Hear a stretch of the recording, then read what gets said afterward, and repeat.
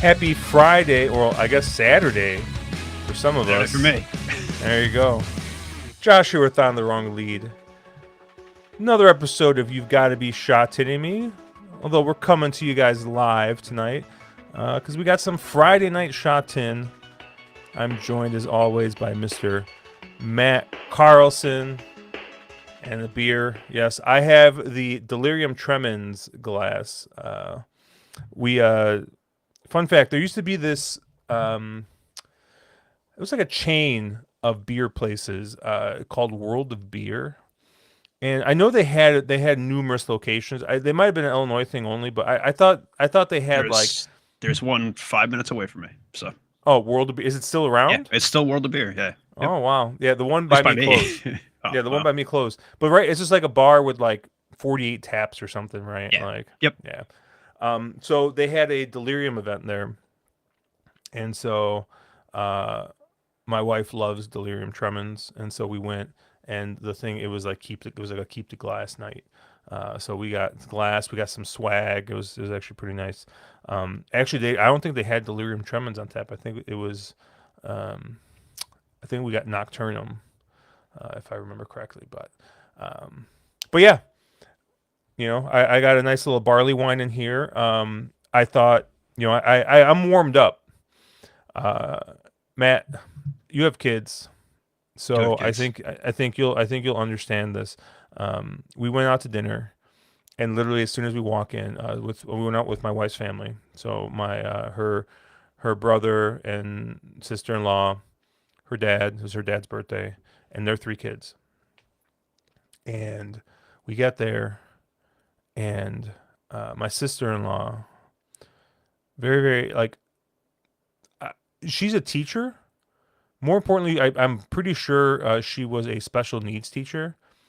So patient. I mean, if there's one thing that this woman has, it's patience, right?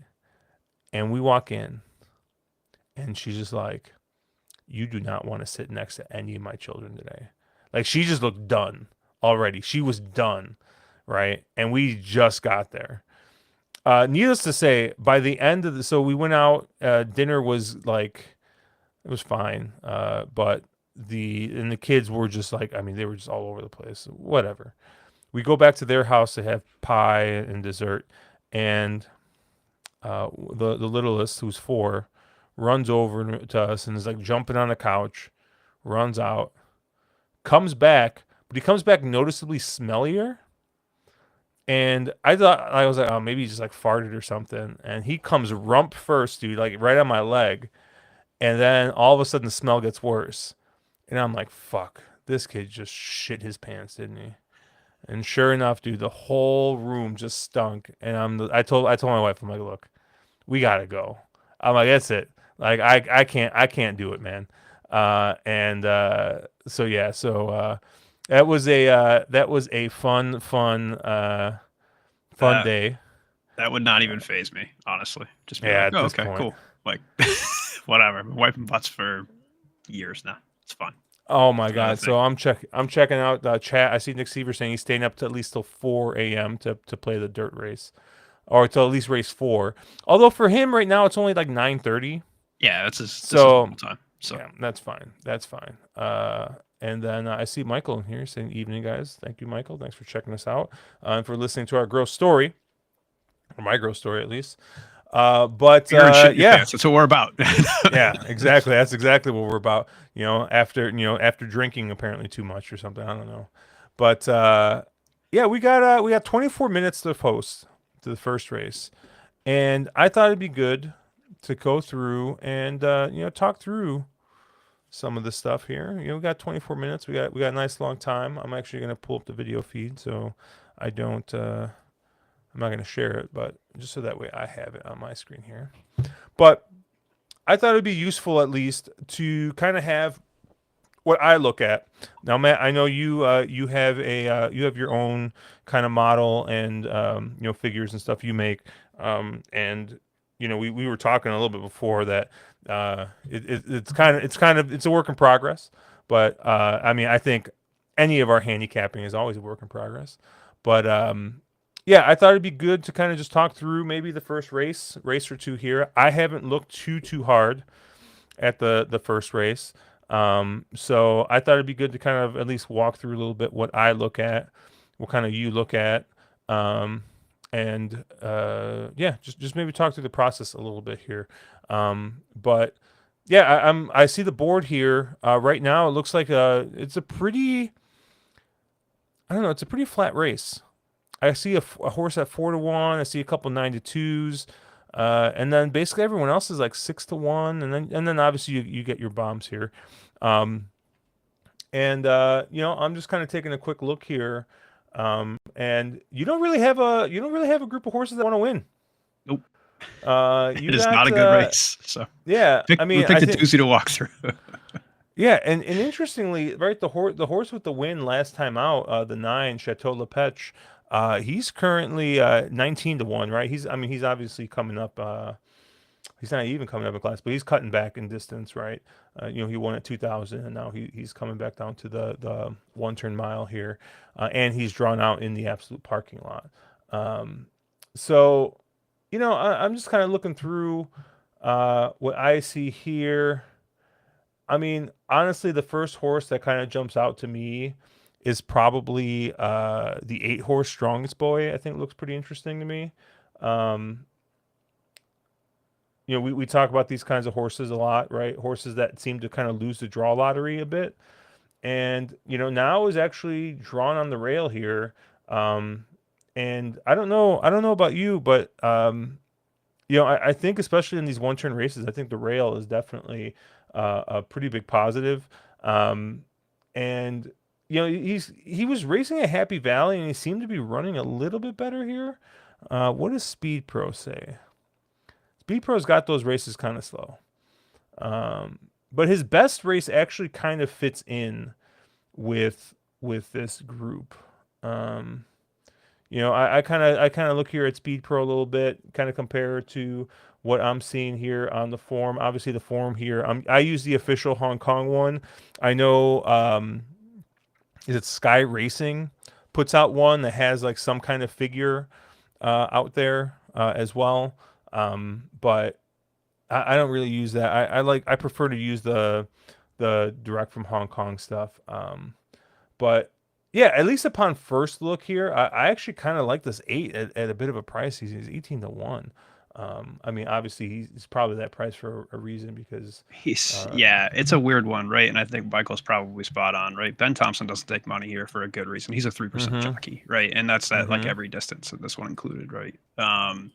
This horse is weird. He's been doing a lot of different things. He hasn't done the same thing twice since last year, since December, right? And they've had him at 1650, they've had him at 1800 at Happy Valley. They've run around one turn. Those one turn races some of them look okay before kind of the break. I don't know. Maybe something happened with this horse, right? He kind of fell off. Those Happy Valley figs look a little bit better lately, dropping down into class 5. I don't know. I mean, this is the first time he's going one.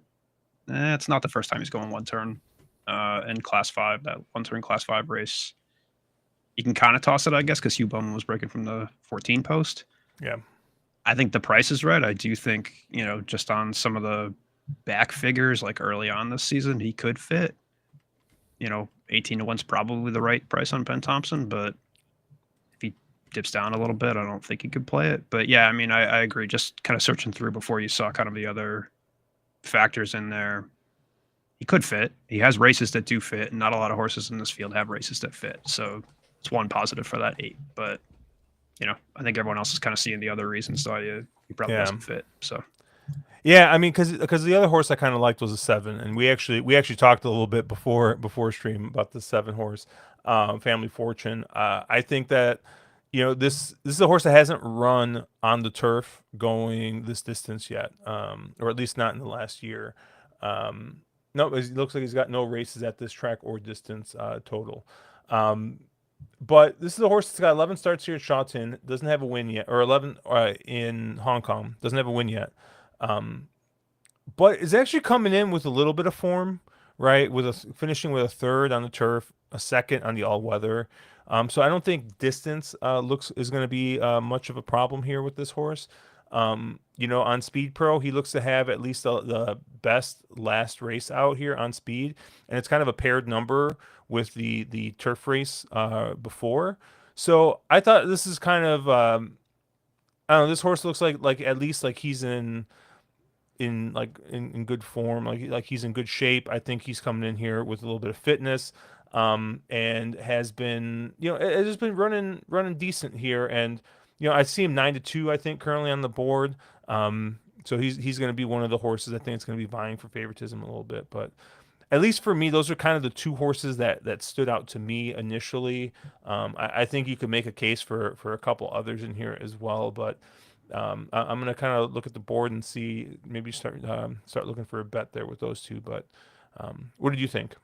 Yeah, I like the 7 as well. I guess my only concern about the 7, right, is I don't love horses that have to move up in weight without winning, right? Especially on Mm, something that they haven't done, right? So that 2 back race, I think, is probably, just on my figures and probably Speed Pros as well, the best looking race, right? Just, on figs alone, it should fit.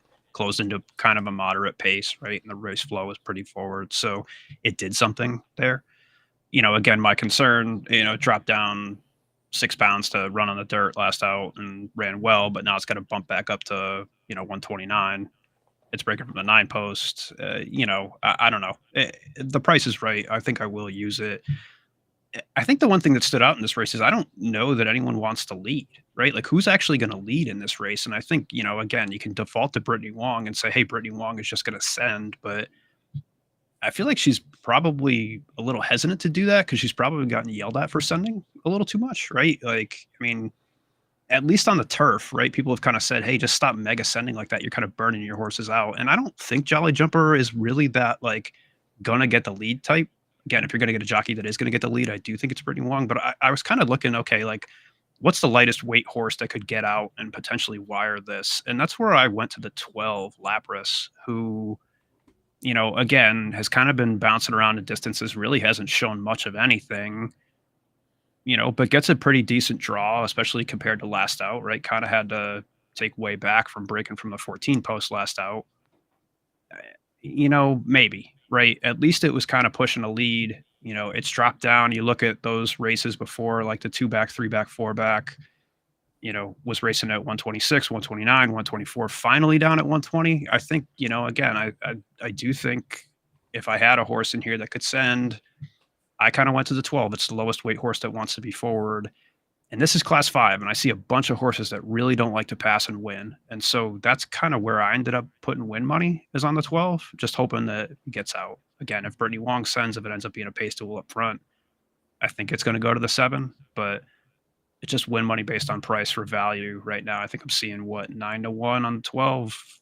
That's a decent enough price for me to, catch a slice. I don't know what he's sitting at on the place line right now either, but that's kind of how I viewed it, right? If you have a bunch of horses that don't like to pass and you have a bunch of horses that don't like to get to lead, those usually set up for a price, right?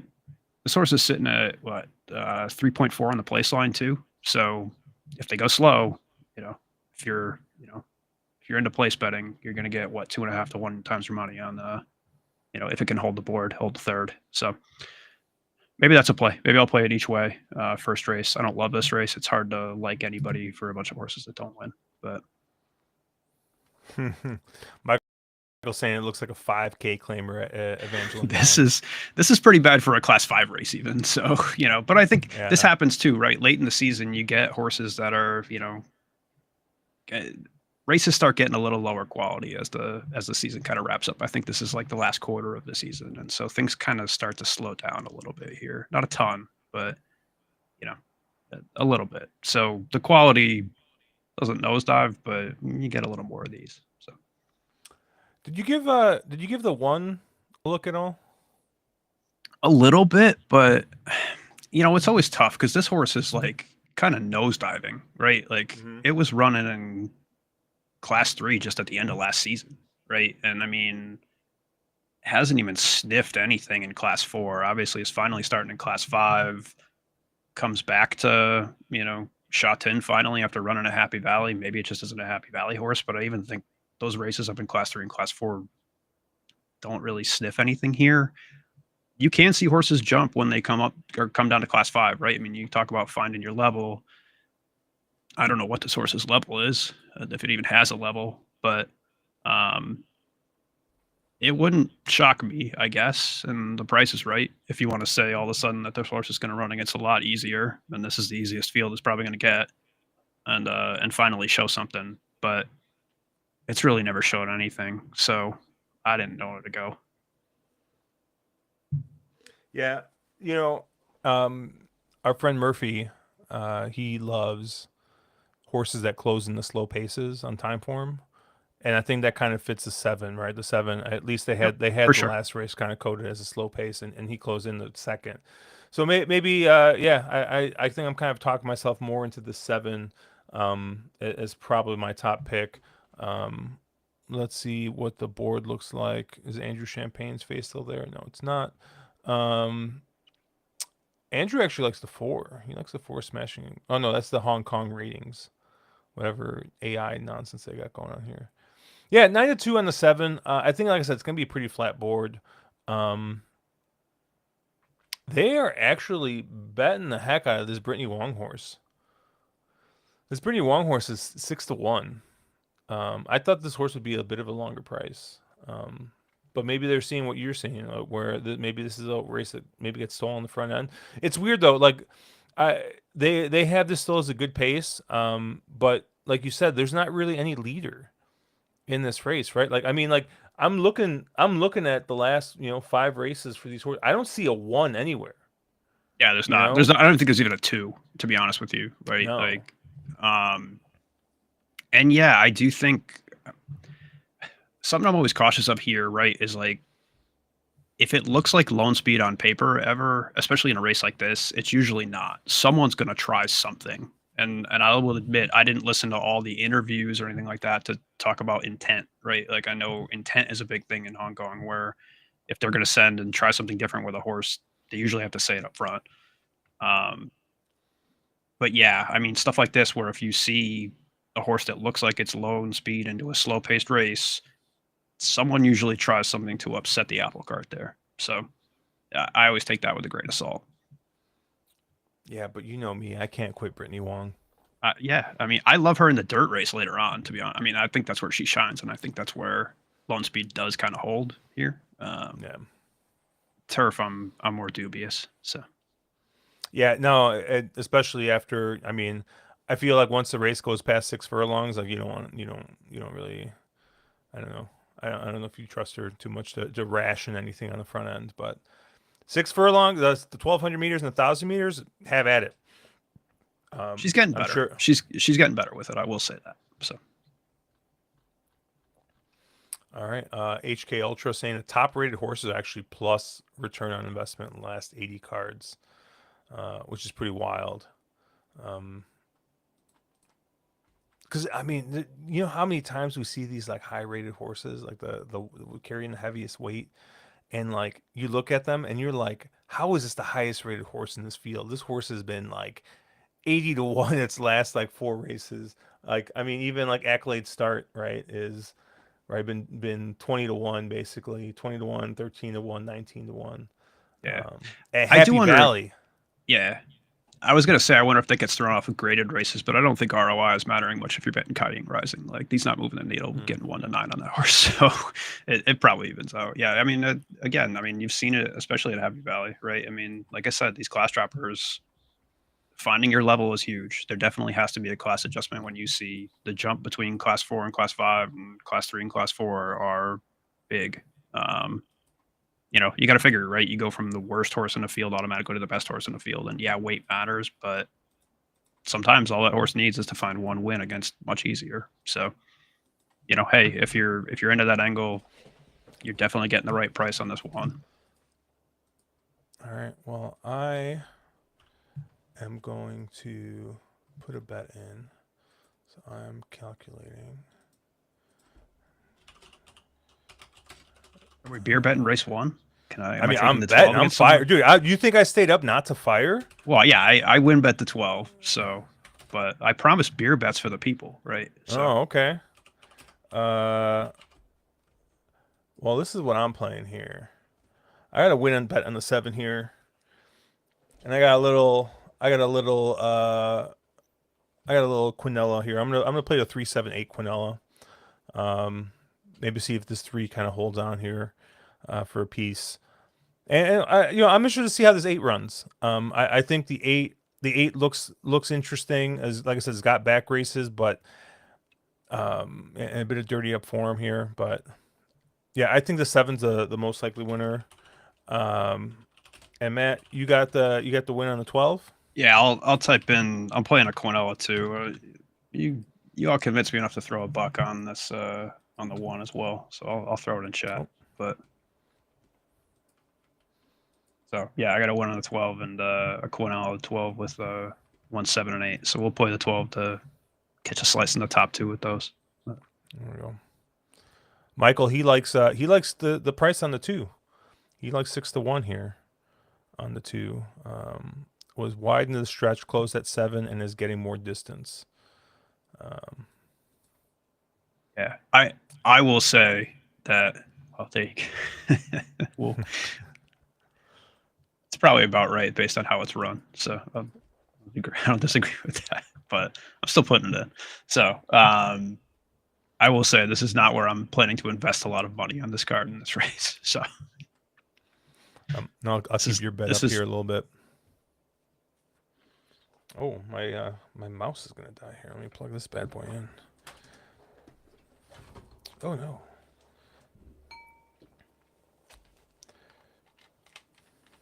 All right, I love it. Nick's got a.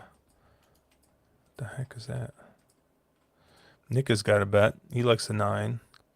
He's got a Quinella, the 2, 7, 9, 12. He's putting 4 horses in the Quinella. I thought I was drinking a lot, but no, they do things differently out west. And by the way, Nick, if you have any recommendations on wineries to visit in the Livermore area, let me know. Oh, I keep on pulling up Discord. I forget I'm sharing my whole screen. Josh is trying to send our DMs back and forth here. You have to join our stream live. So Let's see, where is that? All right. Jenny likes the 14. Jenny likes the 14. Tom likes the 7. Tom's mushing me. Andrew Champagne likes the 2. So he's with him and Michael are going to ride together here. we got coverage between a lot of people here. You know. Yeah, so I'm waiting for this like 10. This 10 to boom all Just of us. some absolute nonsense bomb. Well, like the 10 sitting at 9-2 right now, and we didn't talk about the 10 at all. Right? The 10 sitting at 9-2. He kind of just like ran like an even race. I mean, maybe this is one that maybe goes for the lead. Right? He showed a little bit of speed last time out, but then he just absolutely faded. And like I hate when I see like a note like this one that says good trip faded. And it's like, dude, like you tripped out and you ended up finishing 10th. Like oh, Tony's changed it. He was on the 9, he's on the 10 now. He's on the 10 now because we said I'm just kidding, Tony. But yeah, that's a horse that right now, like I don't think we really like. I'm trying to think. Look at the board. Kind of the short price horses. We didn't talk about the 4 either. The 4 here, John Size horse, Brendan Avdullah. The actual aboard. favorite, yeah. It's the actual favorite. Who wants to bet a favorite though? I mean, I bet journalism. So Yeah, you beat both. yeah, I know. I needed. Yeah, I needed to just kind of. I don't know, man. That was tough, man. That Derby. Sovereignty was one of the horses that I just gave absolutely no shot because of the preps he was coming out of. So that was pretty tough. I mean, I think it's a good lesson for races like even this too. Of you can't bet them all, right? Like if you're gonna box the 3 favorites, you probably had a great time in that race, right? But you caught what on the try? Like I mean, that was probably one of the chalkiest tries you could have had. So, I mean, the exacta paid nothing. The double didn't pay anything. The win line was probably your play, right? It was best value, but you saw people complaining that the actual what verticals underneath that didn't pay anything compared to what the win line was, Yeah, and the that's because super paid like $1,600 for a yeah, which buck. is I don't know the last time that's happened in the Derby. It's probably been what 20 years since you got a I don't super even that think the low. Justified Derby paid that little. Yeah, so I don't know. I haven't looked at the payouts for that, but yeah, it was a very straightforward year, and you could argue, hey, you should have had it that way, but it's hard to box four chalks and hope to make money. So I was with Ed DeRosa for the he was playing in a tournament, and I actually kind of liked the way he played it. His strongest opinion was journalism. He just had $10,000 to win on journalism. He had like I forgot how much money he had, but he had a little over 10 grand, I think. But he bet 10,000 to win on journalism, and then he spent a couple $100 that he had left over on tries keying sovereignty on top with journalism in second. And he ended up missing journalism. I felt bad because like I actually had a camera like ready because I wanted to see him root journalism home, and so I'm like I got like a camera like on him, and it just doesn't happen. But I think he ends up hitting for like 19 grand or something still like, which obviously like wasn't the 9 to 2 or whatever that journalism ended up going off on, but he got a decent chunk of money back. I forgot how much he hit it for. He hit it for like 30. Like he hit the try for like 30 or $40 or something like that. So I didn't see what ended up winning that tournament. Do you know what the winning total was in that? Like I what don't took it home? remember. I don't know. And Nick is saying he would have lost that if Yeah, journalism had that's won that's kind of anyways. what I'm saying, right? Of like it's one of those plays where it's like I didn't know if he was either so far out of it that he was just going for kind of total and take home at that point, or if he, was trying to win. But to me, it's almost like, if you even if you love journalism, right? Like, is betting 10 grand on a favorite going to get you, you know, to where you want to be on the actual like top line of that? So Yep. horses We are need loading. yeah, we need Matt Dinnerman. And the red light is on as they're loading in, but RIP Golden Gate. I don't think he He's calls a for the bit. red light He's anymore. just making. He's road tripping to Bournemouth, which starts tomorrow off the turf already. So Yeah, Frank Mustari won with 76K or there you go. 67K. So yeah, to that point, right? I mean, if you're playing to win, I don't know about that The bet. pride of All right, Chicago. let's hope to see the 12 in the lead here Well, the outside's got nonsense going on. already. And Box him out. Get a lead. Box him out. Keep him four wide. Look at this. Brittany Wong is already four wide. yeah. Yeah, Hope but we you get know a what lead though. Brittany's doing? Brittany's like, going for it still. Yeah, four wide, no cover. It's I can't quit you, Brittany. not the trip. That is not the trip. So the two ended up getting the lead here. 12 is sitting decent though there on the rail. I Yeah, mean, I don't he's know. It's sitting sitting not a third. closer though. I needed the lead, I think, but we'll see. Not a fast pace. They ran pretty slow. They sped up second quarter. This too might just wire this field, to be honest with you. The 11 looks like he's got some run. The 7 looks like he's got some run, but he's way the heck back. Oh, that second fraction was pretty fast though. A little bit, but they look like they're going slow. I don't know. I think this just wires out, to be honest with you. Oh, there goes Brittany. Brittany is she putting them away? None of these horses can pass anyone. Oh, this 12's re-rallying. Come back up. Come back up. Come on. Get home. Get home with the weight. Come on. Oh, get up. Get up, get up, Brittany, get up, get up. no! I Oh, didn't bet you, Brittany. I knew that was God damn it. fucking.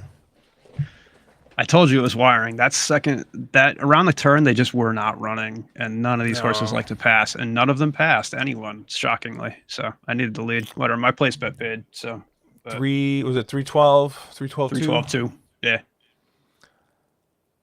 Oh man. Brittany's never gonna let me forgive her she's never gonna forgive me after that one. See what I mean about not hypersending though with that? Like even though she Uh was four wide, like she knew to slow that down enough and not just like power send and get the lead. Like that was actually a smart ride. So I'm telling you, like she's getting better. Like, and I did not expect with that ride and that trip when she did that to actually win, but there you go. She actually went off favorite at 3-1, so she took a ton of late money. So Really? yeah, if you look at the win line on that, Yeah. got Wow. crushed late. So Hong Kong is not immune to the CAW late money, but Yeah, Hong Kong may have invented the CAW. yeah, I mean, but hey, I mean, credit to Brittany Wong there, right? I mean, that's what the bug's supposed to do: get the lead, ration your pace, and then just outstay everybody in Class 5. And I wish that 12 Uh, had passed because that would have been a nice hit early. But yeah, you were getting 12-1. yeah, Wonder what it's that. all right. What Wonder what did I that end up with the Quinella. place line there? What that So I Quinella got look I like? got 3-1 on the place money. So I about treaded water on that race, to be honest with you. But Yeah, what's kind of cool, right? If you guys are looking at my screen, so like if you go like wherever on and you hit the little e-win here, you can get all of the actual pools here. So you get the win and the place pools here. So here you're 12, $4. The place line. So yeah, that's not bad. Yeah, 3-1. Um, yeah, it took all the money. happens, you know. I mean, look, we had the idea of it right? Horses don't like to pass. Bet the horse on the lead. You know, oh well. Sometimes it doesn't work out. I don't think you wanted a better favorite in that race, to be honest with you. So I'm Yep. not mad at it. But What did that Quinella pay? uh, probably nothing. 3-2 paid 38 for 2, so 19 something. Ooh, okay. Three. No, 312. I thought you said it was Oh, 312. Sorry, 312 paid 50 to 51. 1, 51 to 1. So Oh, of course I didn't use that in my Quinella play, but um, what you. could have been? Oh, Nick's saying that all of his wife's late money killed that. She had $5 to win show on that. There you go. Of the 419,000 to win and 323,000 to show. Yeah, yeah.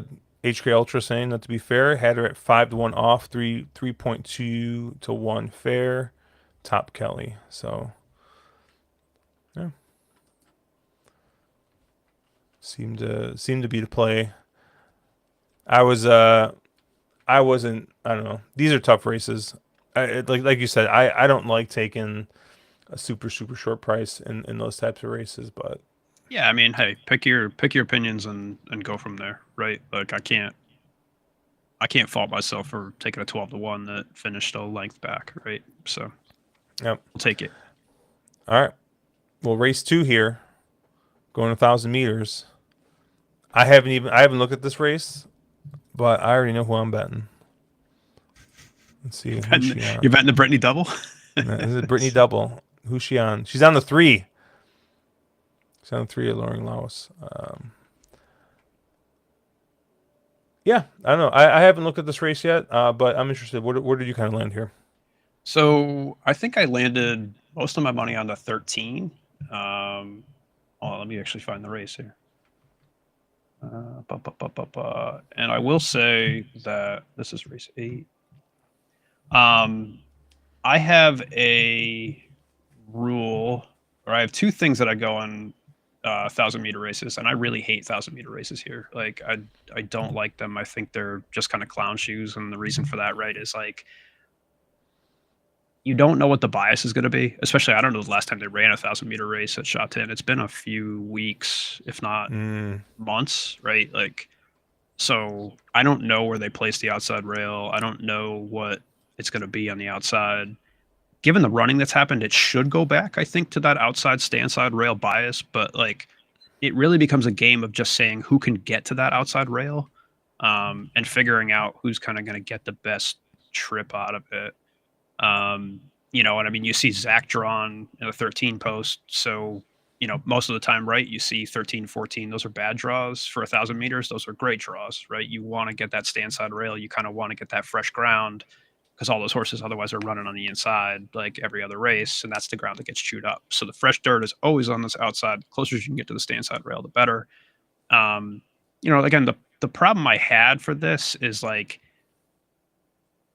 that horse didn't win kind of hugging that stand side rail the whole time last out, right? And I get he gets Zach, but and I mean, look, Zach is unreal at 1,000 meters, right? Like he's 40% running 1,000 meters. I have him out of 28 races. He's hit the board 19 times in the past year. So that's just a ridiculous number. I don't know. I never want to take a short price in 1,000 meter race because so much can go wrong. And, just again, it's going to base on who can actually get to that outside rail. I like the 13 because I think Matthew Chadwick, like, even though he's a 6% jock, he's a 20% jock at 1,000 meters. Like, he understands the assignment, right? He knows what he needs to do at 1,000 meters. He will, hell or high water, get to that outside rail. And I do think a lot of jockeys don't understand that. And he does, right? If he gets anything, it's this. And I do think you kind of end up getting a good price on him because of that. He's almost like 1,000 meter Sha Tin specialist in that, like, most of his wins come on this. So I tend to blind bet Matthew Chadwick a little bit in this race. I don't know. I do actually agree with Tony that the first timers in here look pretty good. I actually disagree with the fact that he likes the 11 more than the 9. I went to the 9 more than the 11, again, for two reasons. One, the 9 is drawn on the 14 post. All, Jerry Chow has to do is leave it on that rail and just run straight. Now, the problem with that is sometimes they don't, right? They get scared, they run back, and he tries to get out in distance because horses want to go back out to, center of the track.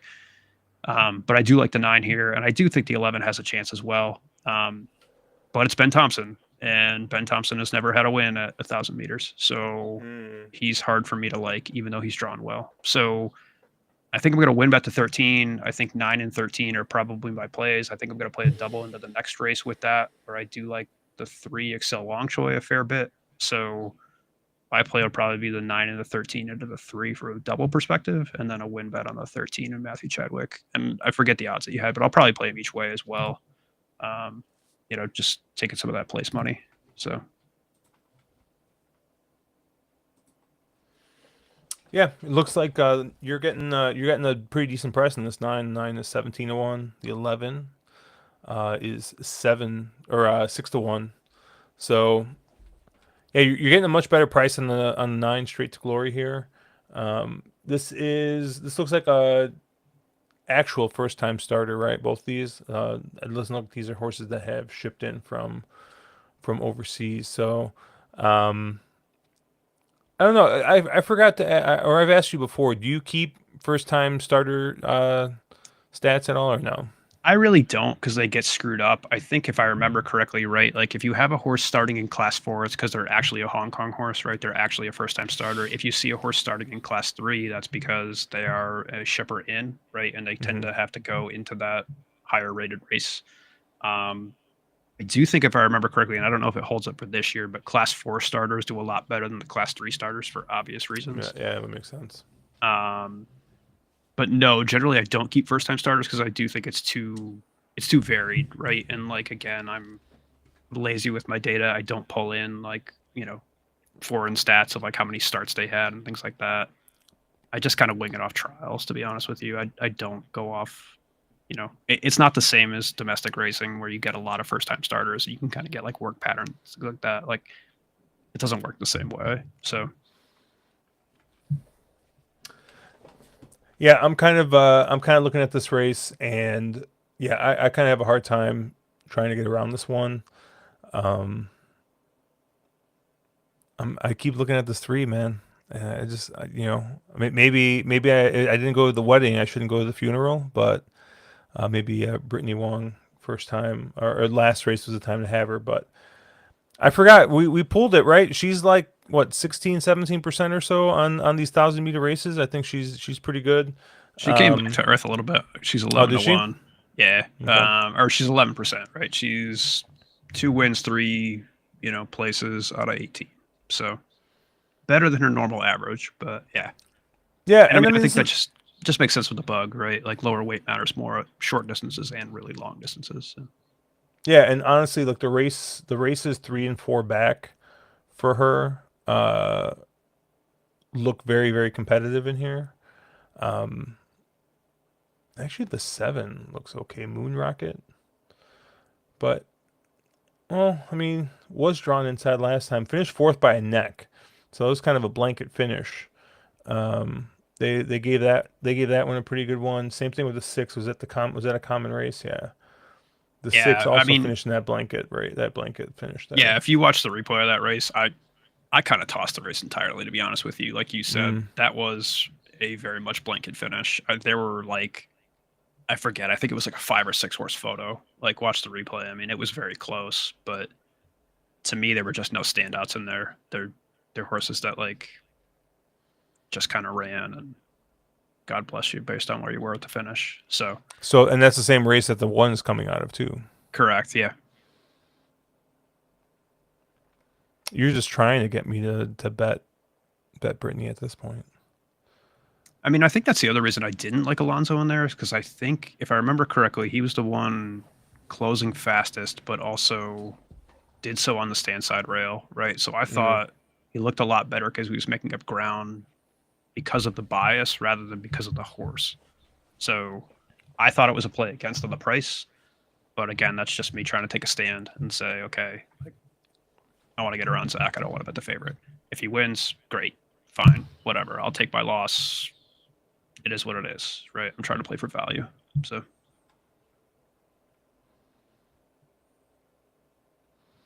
Yeah. Oh, so Michael's saying that they were all chasing the lone speed winner in that race. So uh, the parents' love went wire to wire in that one. Is that how you remember that one? yeah, Yeah. yeah. But if you look at it, right, like I'm bringing it up now. Alonso lost by a short head. Island Breezes by a short head. Moon Rocket by a nose. Lahore by a nose. Thriving Brothers by half a length. So you had 5 horses within half a length of the finish. And Parents Love ended up holding on. Again, to me, that's just average horses not being able to pass. And even then, you look like Alonso went off one, by a short head at, what were the odds last out? 7.9. So do you really want favoritism now just because Zach is up? Is Zach that much better at 1,000 meters? I mean, they're just running straight. Maybe. I mean, he's got much better draw. Actually, he doesn't have a better draw because Alonso had the 14 draw last out. So, yeah, I don't know. Like I said, I'm taking a stand. If Zach beats me, Zach beats me. I think, I'm not paying the tax in a race like this. I'm probably paying the tax enough later on the card. I do think the late pick 3 to me is incredibly chalky in this. But, um, yeah, I mean, these 1,000 meter races, I don't think I ever want to take a favorite unless, like, you're just, like, really the goods. So, and it's hard to have the goods in class 4.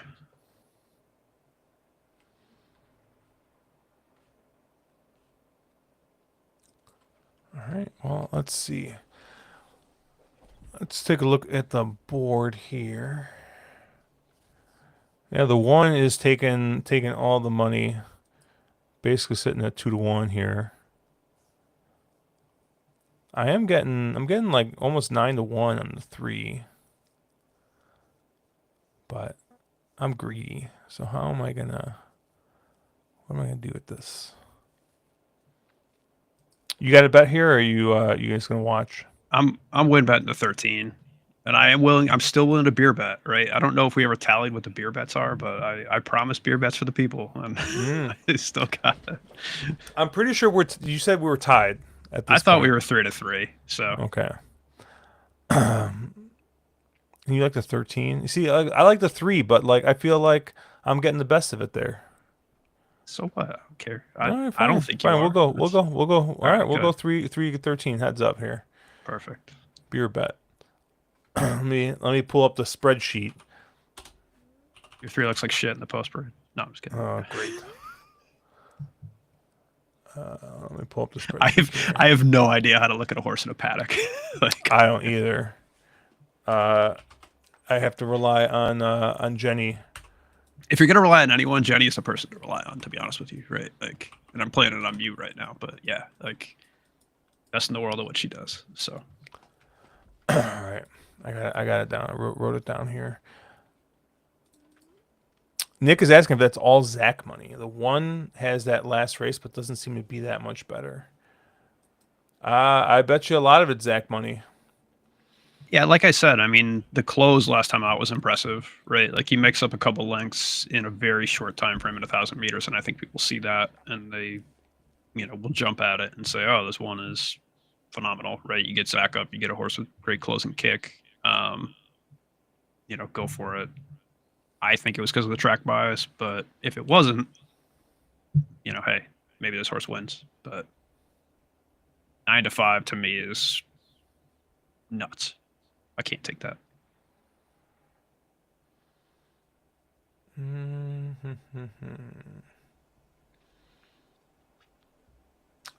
Race 507, that's the same one. I'm kind of looking at this 4 a little bit. This 4's piquing my interest a little bit. What's this 4 at? About the same price as the 3. I'm gonna use Yeah, that 5-1. I'm gonna use that one in my Quinella here. 3 into 4. Oh, I lied. Sorry. 8-1. Yeah, this is the Look at horse. race one Horses. still. Well, Brittany is the horse. Brittany Wong's getting off. And she went and showed speed in that one last time out. Shared the lead, got caught, but and it looks at that. I mean, they think that's the horse that's going to get the lead in this race. He doesn't think they think that he's going to be able to come across from the 4 post. That might be. She tends not to in these 1,000-meter races. I don't think she gets It's it all Lyle that Hewitson on much. the 4. Yeah, fair. Sorry. Yeah, so fair enough. I don't know if he does either, but yeah, we'll see. It's hard to get across, right? I mean, it's hard to get that much of a lead in a 1,000-meter, but maybe. What about this 12? Is this 12 coming out of that? 12's coming out of that same damn race. They all are. It's half the field is in that March 15th race. Oh man. All right, we'll go with the 9 here. Top projected speed, top late pace, Zach. And he thinks off odds going to be 2.7. That makes sense. Yeah, I mean, I can't disagree with any of it, right? Like, I just don't want to play it at the price, right? Again, I think what I like about Hong Kong, right, is I can't get myself into too much trouble, right? Like, the largest, horizontal you can play is a pick 3, at least for me, right? I know some people can play pick 6s and great. Like if I was playing a pick 6, yeah, I'd definitely use that horse. I forget when the pick 6 even goes off, but because we're in the USA, I can't play that. So, if my options are a double or a win bet, I don't really want Zach in here.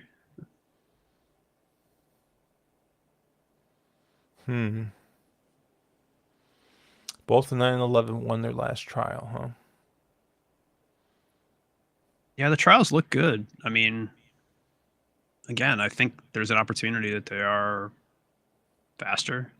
I do get the concern, right, of like, do you want a horse breaking against a rail? Because they're going to tend to break sideways. You don't know which direction they're going to break. But, yeah, it's always a concern with horses breaking first out. All right, I'm going to go 3-4-9 Quinella here. We're going to use one of them here. Update my old. So we got win on the 3. Quinella 3-4-9. So we got here. And what are you betting here, Matt? I'm win betting the 13, and I got a 9-13 into the 3 double.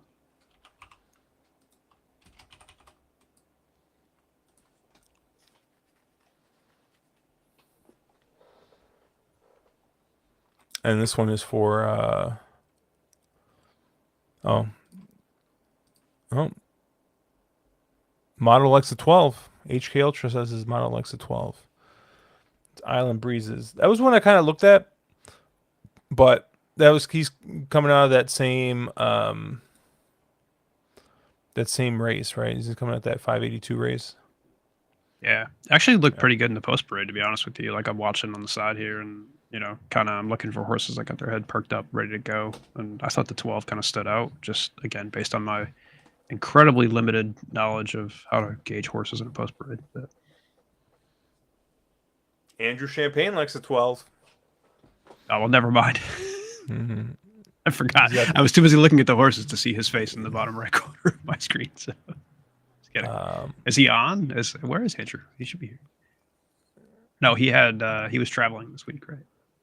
I don't remember. No, I think he's got he's doing like wedding stuff. I think he's got a Yeah, like he said he was going to San Francisco or something like that, right? So yeah. Yeah, like the 6, his head's just like straight down. 7 looks I ready to never go. know. I've tried to Yeah. do it. Like it's funny because obviously like half the time for these races I'm asleep, right? So I'm not gauging anyone in the post parade. Like no one's looking that great or terrible in these races, right? Like if you're not ready to run, they're not going to let you run, right? There's no medication issues. There's no other things that are happening, unlike American racing, where I think you're trying to see how you game the system. But yeah, well, I don't know. You hit one and you're like, oh wow, I'm really good at this, and then you try again and you're like, no, just stop. Like don't change the system. Like the numbers are the numbers. So Jenny likes a 7. 7's a paddock pick from Jenny. 12, 13, and 3. oh, 13's on there. That's positive. 13's in there, yeah. 3's on there, but all at the bottom. We're close. See, I told you we were even. It's a good beer There you bet. go. Okay. Let's see. Got about 6 minutes to post. Are you playing the early pick 3 at all? That starts what, next race? Yeah, I am. I mean, I don't think I've missed one yet, but I do size my bets differently based on the opinions that I have. So, I like the 3 next race. I thought Excel Wong Choi kind of stood out to me. I think I'm using the 1 and the 5 underneath there, but Excel Wong Choi I think will be kind of my main play. Race 4 is tough. It's an all-weather race. I never know how to bet all-weather races, right? I think I defaulted mostly to the 7 there. I thought Brittany Wong could get out and wire that, much like she did race 1. So we'll see. So I think I bet like 7, 5, and 12 in there. And then race 5, I think the 1 is tough there. I think Patch of Stars is probably just going to run away with that. I do like Fortune Star in the 8 in that race too. So we'll see. But I think Patch of Stars is probably favored and much deserving there. So, kind of leaning on Excel Wong Choi, kind of leaning on Patch of Stars, and then going a little bit wider in race 4, just given it's all weather and who knows. So, see, there's Andrew Champagne. You call he is. He is Beetlejuice. You call his name like once and he shows. See, No, he won't fantastic. say Beetlejuice. He'll say he's who's the wrestler he always talks about? Joe Hendry, I think. I don't know. He'll let me know. Last time I watched wrestling was WCW. So Conan and the NWO. I still Wolfpack, never got. so, yeah, dude, I still it's never not my thing. got over the Hogan heel turn. Yeah. Oh man, one of your favorite horses is running in the late. Which one? Wonder Star? Another World. Aren't you a big Another World guy? I don't think so. Maybe I No. was, but I backed off that. No, I think either is Wonder Star running in the late.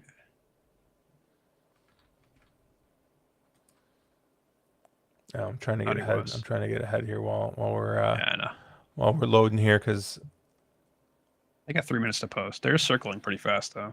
That is the one problem with this place is that they actually go off on time. Where if you're used to, if you're used to watching Gulfstream Park, 0 minutes to post means you have about 15 minutes.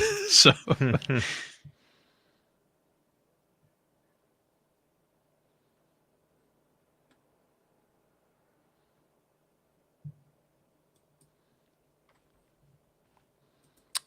take a look at some of these odds here. Okay, yeah, Fast Network. I like Fast Network in that last race, but he's going to go off favored. Yeah, like I said, I think the late is incredibly chalky. Fast Network's probably going to win. Light Years Charm is probably going to win. Uh, Iron probably could win. I mean, the late pick 3 could probably pay like 12 to 1, to be honest with you, if those 3 horses come in. So I don't know.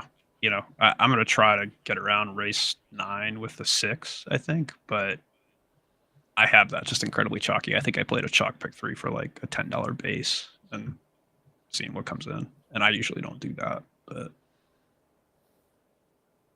like if I think I posted on Twitter like my plays, like my all A ticket I think is $10. So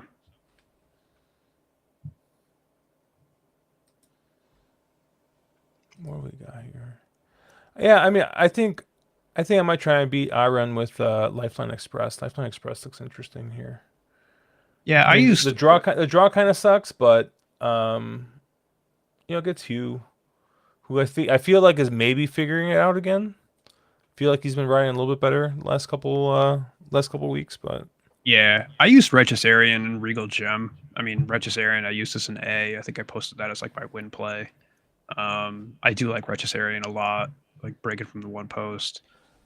Regal Gem I think could catch a piece. I think that was probably more of a iffy play, but we'll see. I do agree with Andrew, by the way. He just posted Fast Network is pretty cold, right? Like, I was kind of surprised at that. I do think he looked like, at least on paper, a lot bigger a favorite than I'm seeing in his odds right now. So I don't know why that is. what race is I that? mean, the one in race 10, Oh. Fast Network. It's funny, he's not even Oh, favored on yeah, the yeah, place yeah. line. Like, Invincible Shield is favored on the place line, which, Yeah, I it's don't know. really weird. I don't know if those odds are going to dip or what, but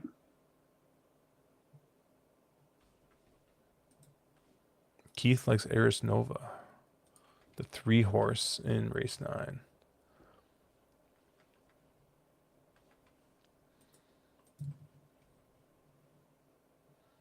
Yeah, I mean that's another one that's got races that kind of fit. Michael's saying that they're loading in.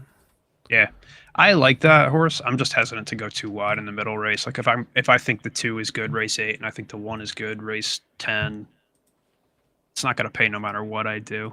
It's like Yeah. I just got to pick and pray a little bit. Yeah, and just a quick little reminder, Matt, you're win 13 here. We got a beer bet, and then I got win 3 here on the beer See bet. number 3. Let's see it. Yeah. And then Jump I straight got a up in the air. 349 Quinella here. You got a little double. I think my 13 just broke in midair, but 4 did get it way over. Wow. Wow. Yeah, he did it easy. It's very fast early. Got that Where's my rail is a girl real at? question.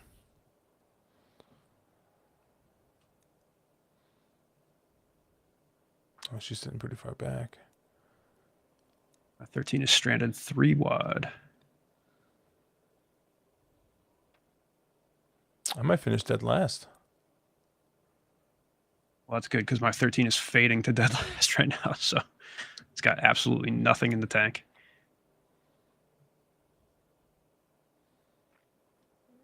Looks like 716, right?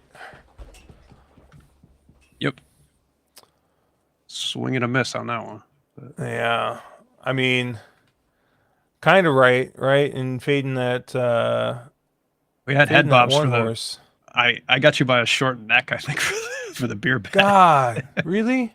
Yeah, for a distant 7th over 8th. Watch the Oh coming yeah, the photo you're right 13. now. There Oh it is. yeah. God damn. That's yeah, why I hate that's those races. I really do not like betting. But I mean, look, that horse was breaking broke mid pack 7-2. I don't know. Congrats to anybody that had that. 7-2. Yeah, took a dip late. Late money here has been getting better, and that's what happens as the season goes on. Yeah. Well, what's tough with that horse, right, is like that horse and the 6 looked like exactly the same horse to me, Yeah. right? I didn't go back and watch. Well, I mean, but look at the 6 finished third, right? And those 3 horses all came out of that same race, the race that we were trashing. And Yeah. then the No. 9, what? No, I was gonna say, I mean, and you look like that one, like Michael said, he kind of broke midair in the start. I was wondering who actually broke that badly. It was the one, and he came up to, you know, kind of nab it. So, I mean, hey, chalk exacted in a 1,000-meter race. Okay. Oh well. Keith's model likes Eris Nova. We're gonna have Guess Nick's what wife on happened? the show. She's killing it right now. I mean, yeah, she's just. Hey, it only takes one, as was evidenced by my Happy Valley day on Tuesday. Yeah, I mean, again, it's one of these games where if you're playing 10-to-1s all night, you need one of them. But you get mad when they don't come in every time. So, Mm-hmm. oh well. Especially when you got to hit the deposit button, which I'm about to do right now. It's maybe payday. Is it payday? No. No, I get paid, dude. I get paid on like a Tuesday. Actually, it's Wednesday, but like my bank does that early direct deposit thing. So I get it on Tuesday. But all right, I got you down as the winner of that beer bet. Oof. Race 3, they actually have this pace coded as slow or good to slow. They think the two's gonna get out there, but you like the 3 Excel Wong Choi in here. I do. I think let me make sure I'm looking at the right race. What did I like about Excel Wong Choi? Excel Wong Choi.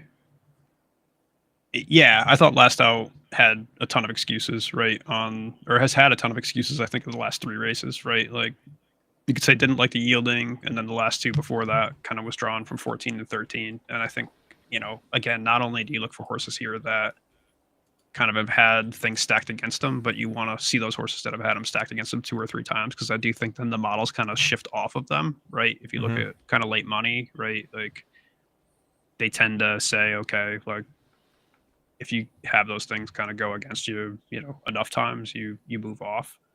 And I do think, right? I mean, even that race 2 back, kind of getting taken back from a huge wide draw like that and still running on is better than this field, right? This is not a great field again. I don't know. It's just there's no one really strong in here. I used the 1 and the 5. I think Flash Current with Zach up. I don't know what to do. Like, kind of has been closing. I think that 2 back race is very appealing, right? I mean, closing into an incredibly slow pace, then is kind of been drawn a little bit wide in those races. So we'll see, right? I do think that race 2 back, especially closing into a slow pace where the winner ended up wiring, was interesting. So I don't know how much money Flash Current takes. And then I did use Ben Thompson as well. I just think, Hmm. Again, kind of looking at the draw lottery of that horse, just has been up against it a little bit for a while. Is Flash Current 6-5? Yeah, that makes sense. Zach takes a ton of money. So, yeah, we'll see. But most of my money will be through Excel Wong Choi here. I don't know. I didn't like any of the lightly raced horses, but this is tough. I don't think it's as straightforward a race as odds are going to suggest on Zach right now. So,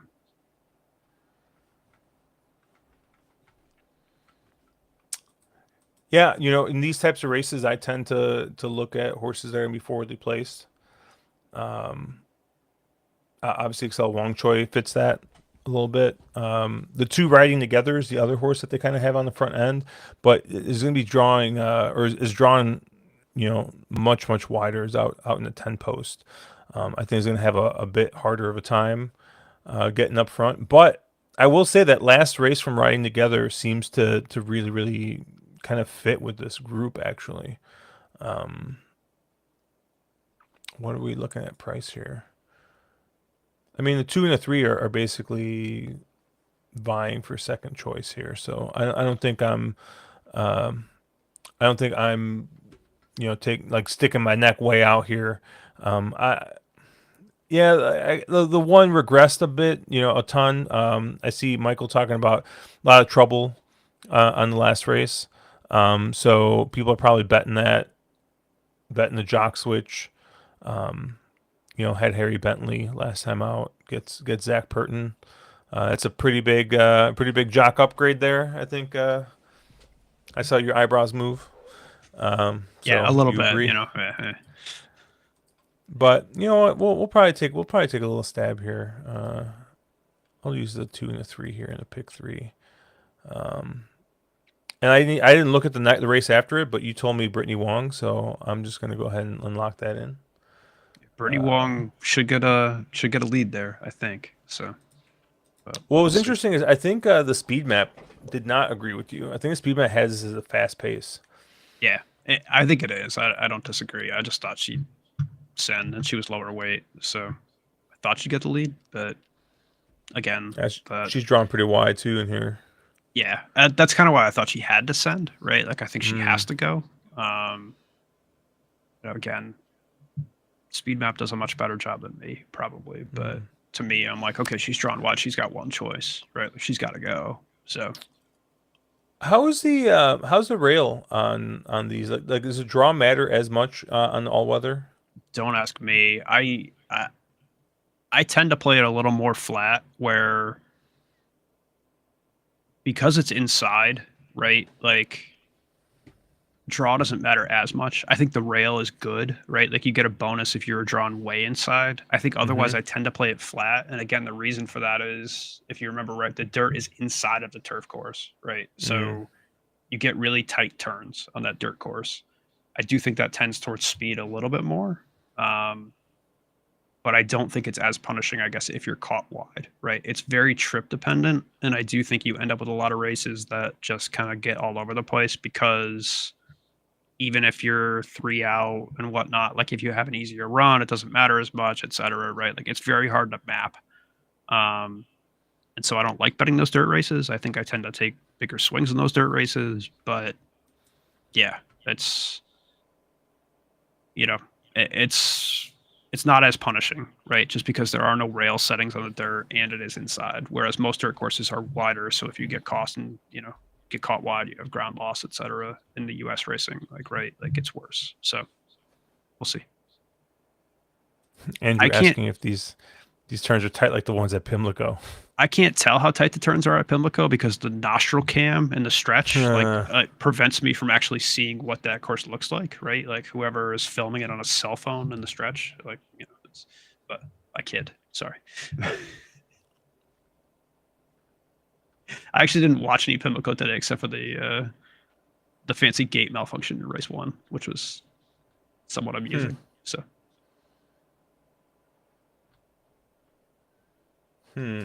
as you saw, my day was starting with watching a Pimlico gate malfunction, watching the Churchill Downs disaster in race one, saying I wasn't going to bet anymore that day, and then hitting the 20-1 at Churchill the next race. So Yeah, that was the only bet I hit all day. I think no, I hit the next race. Didn't play a double. The double paid box cars. I think I forgot how much it paid, but it paid I some it paid decent. 116-1. I know because I had it. Yeah. So So yeah, yeah, that was tough. And it's then good. I just proceeded to burn money the rest of the day. I Yeah, yeah. the 11 in this race, a little interesting. We'll see what are we getting on here. I What's actually going? agree with you. I thought my problem with it was right. Like it's Jimmy Orman breaking from the 14 post, right? But mapping speed wise, I thought that horse looked great. I think that horse is moving forward. It's one that I actually probably note to bet next out. I just didn't It's like the Brendan, draw. isn't it Brendan Abdullah? Are you talking this race or next race? Next race, race 4. Oh, sorry. I thought you were talking about the auspicious this race. Hmm. Next race, the 11. Meowth? No, Meep meep. that's meep meep. Uh, Sorry, I'm one Bourbon County deep. So That's all right. I'm already thinking. I'm like, I have to make a decision right now on whether I'm getting another beer or not. Meep Meep is breaking from the 14 post though, so I wasn't necessarily wrong. No, that's why I was so confused because you were like, Sorry. I was like, wait, we're not talking. Wait, because I was like, okay, I follow, and then you like said some jock, and I'm like, wait, this is Abdullah. This is not the jock Yeah. that you had mentioned. What did I have against this horse? I don't really think anything except for the fact that he was moving up in class and having a break from, you know, basically the turf course. I mean, he's So 20 to 1. it's probably the right price you get. Again, like I said, if I don't care about draw as much, and I do think those races were pretty strong. All right, I'm gonna use the 7. I'm gonna use the 11. The question was whether I'm back to betting U.S. racing. I don't know. I'm an addict. It's like I never stopped. I don't bet big, but you know, it's that or work. So what would you choose?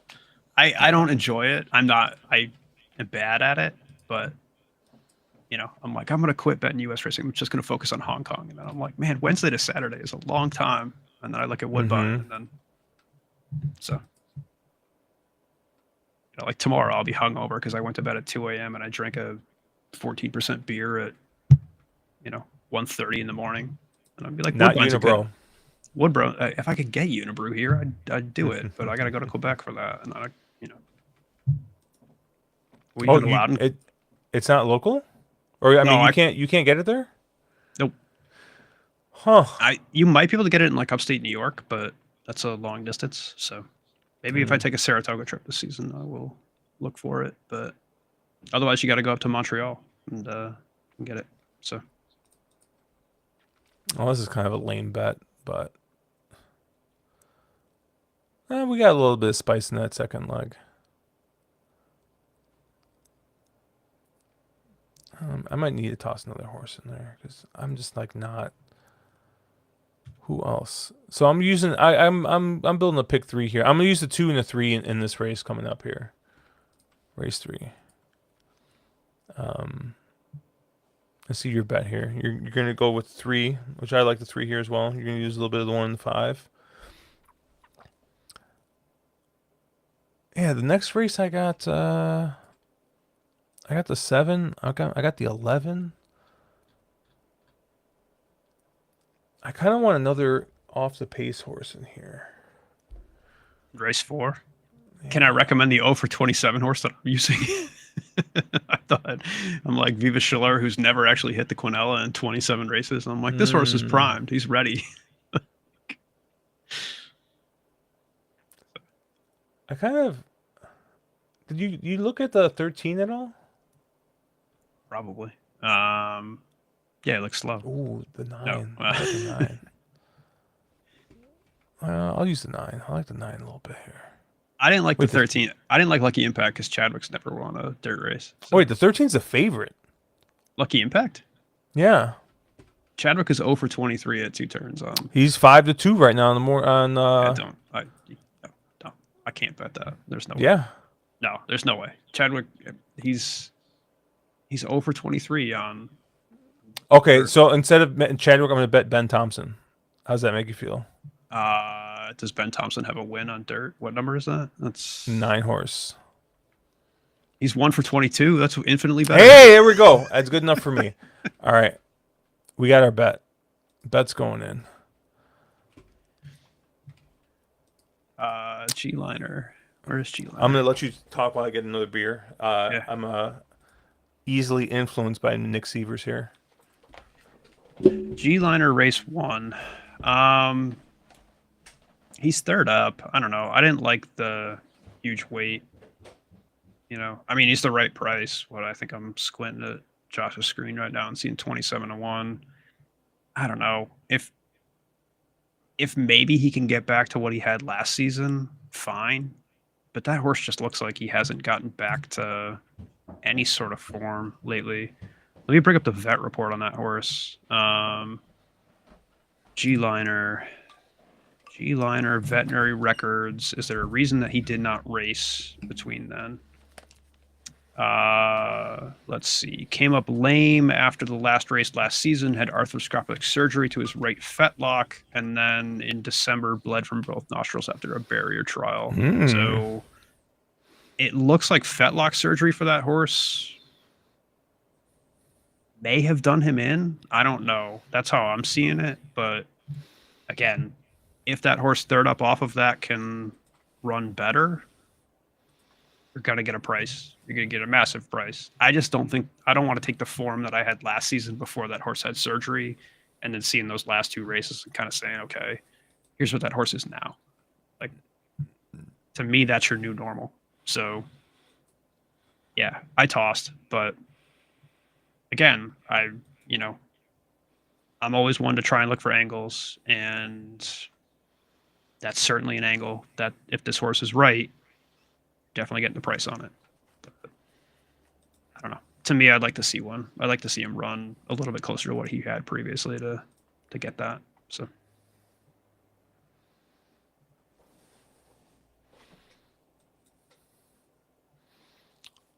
Trying to remember what I liked in this middle leg here. 2 and a 3. I kind of like the 1. We'll use the 1. call me glorious. Yeah. And then the last race, it looks like it's got a fast pace, which I think is going to set up for fast network, which is kind of the tough thing. Wunderbar likes to be forward. Yeah, I mean that horse is coming off a layoff. I don't know. I bet Wonderbar too often, but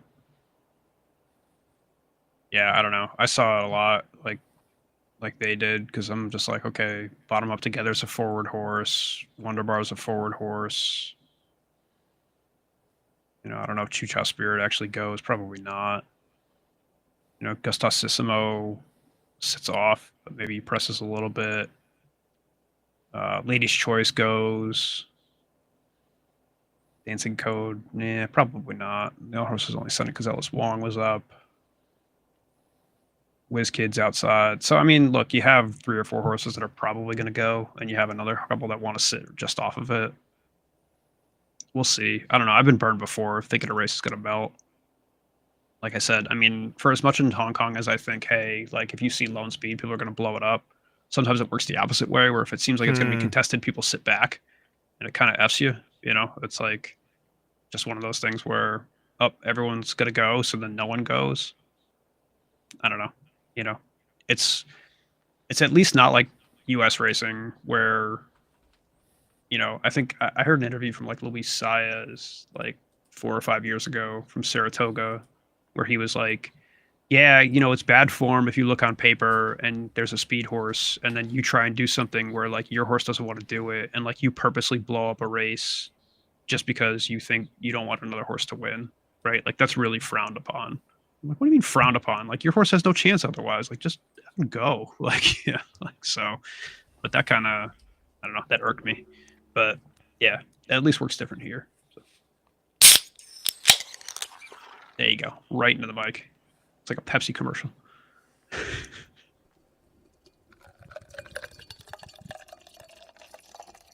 You got the pour sound.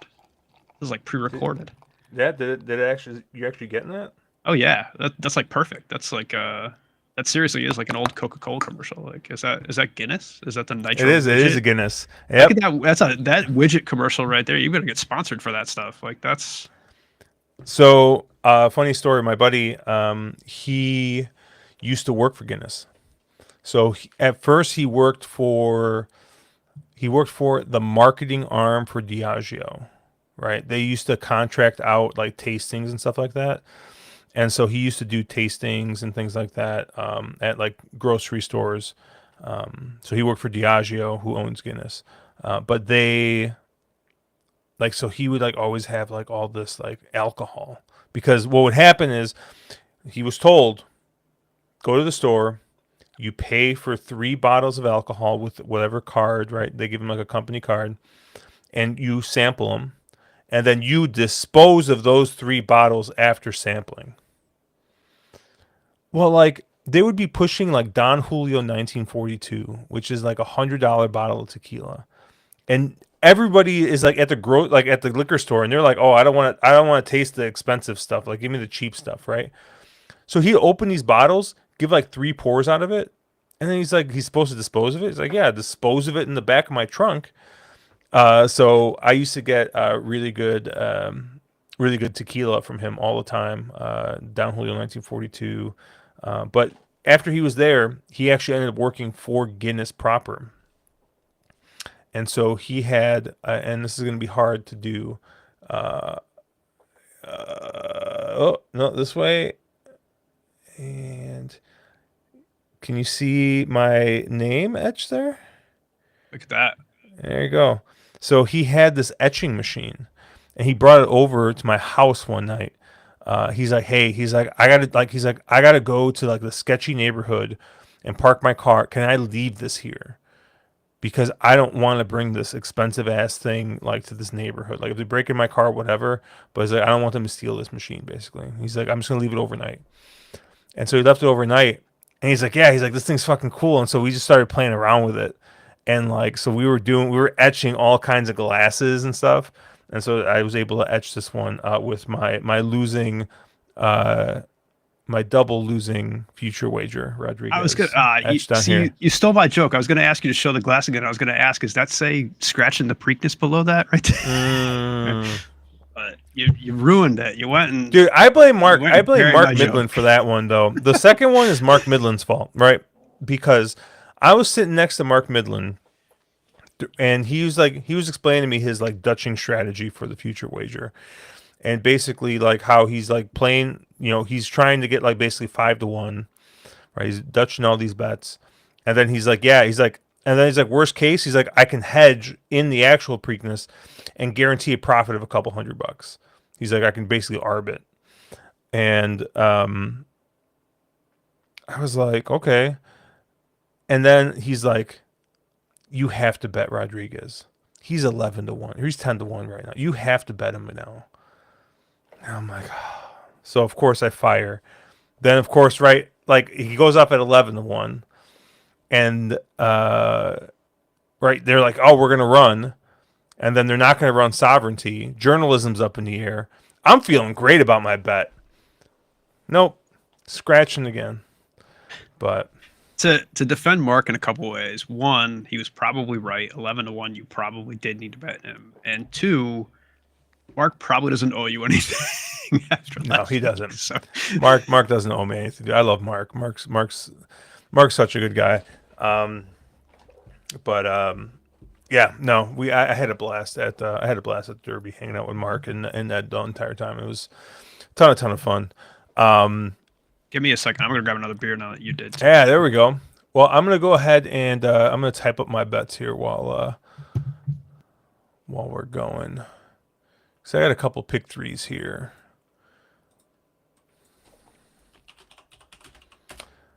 Oh, I gotta pull up my Twin Spires account here because.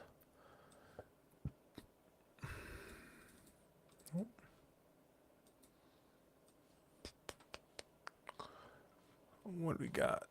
Bets. 2, 3, 7, 9, 11, and 1, 4. Yep. So this is my pick three bet here, starting in this leg. I got a 2 and a 3 with the 7, 9, 11 in the second leg with the 1, 4. I generally don't like singling in the last leg just because of the consolation. So I mean, I really do think that in race 5, the one looks really tough. Patch of Stars. I think if anybody is going to maybe upset a little bit, I like the 4, second to none in that one.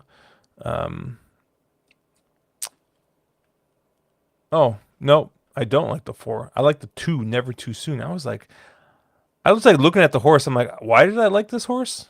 Nope. 1, 2. Look at the wrong bet. I like the 2, never too soon. And like I said, a lot of times what I end up doing is I just kind of go back and I'm looking through these figs. I'm looking to see, what horses have actually run well at this distance, who's drawn well, right? And the two never too soon is going to be drawn here, right next to the one Patch of Stars, gets a good draw, and gets a good draw, and you get Abdullah aboard, who when Zach was out, he was kind of he was the hot jock there, and so he's been riding really well, and I actually think he's I actually like this horse actually getting back to the 7 furlong distance a little bit here.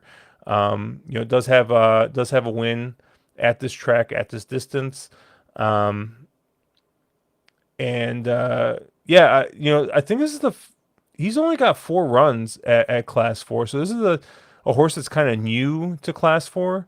And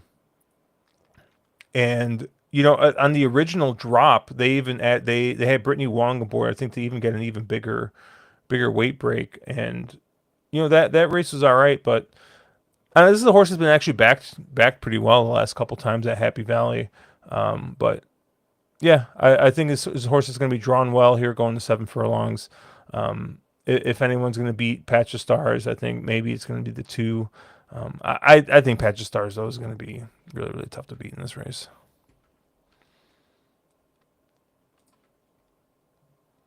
Oh, he's a good. Keith saying it's a good ticket. All of those are Kelly greater than 0. So you put your ticket up here, right? You got the 3, the 1-5 as your B's. What? I did. And if it comes in 5, 12, 1, 8, I might retire from the show. So the 5 is currently sitting at 73-1. So I forget why I like that horse at all.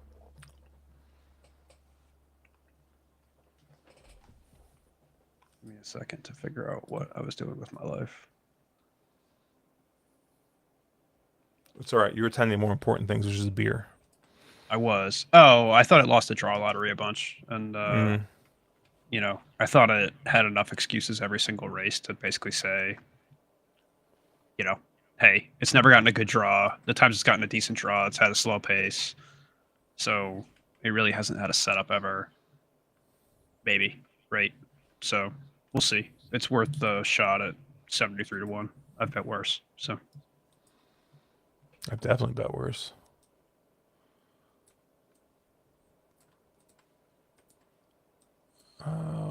What? I'm gonna put a little win bet here on the 3. And a little 2-3 Quinella. Just to have a little bit more action here. Everybody's on the 3. The 3's going to be running with 14 extra pounds based on our betting. So. 14 or 40? Well, race is off. Damn, I didn't get my Quinella in. Oh, good. Well, I got the win bet in at least. Let's see what we got here. Yeah, Michael actually liked the 5 as well. It's drawn. We'll see. I love it, the roughy play. I love when they say roughy. When I watch like the Australian horse racing. This 8 is out massive. Slow it down.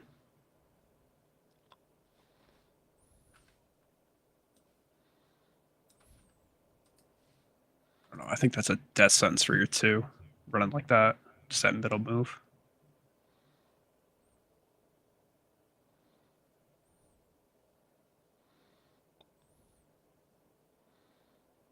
I don't like that move out of the 2, but we'll see.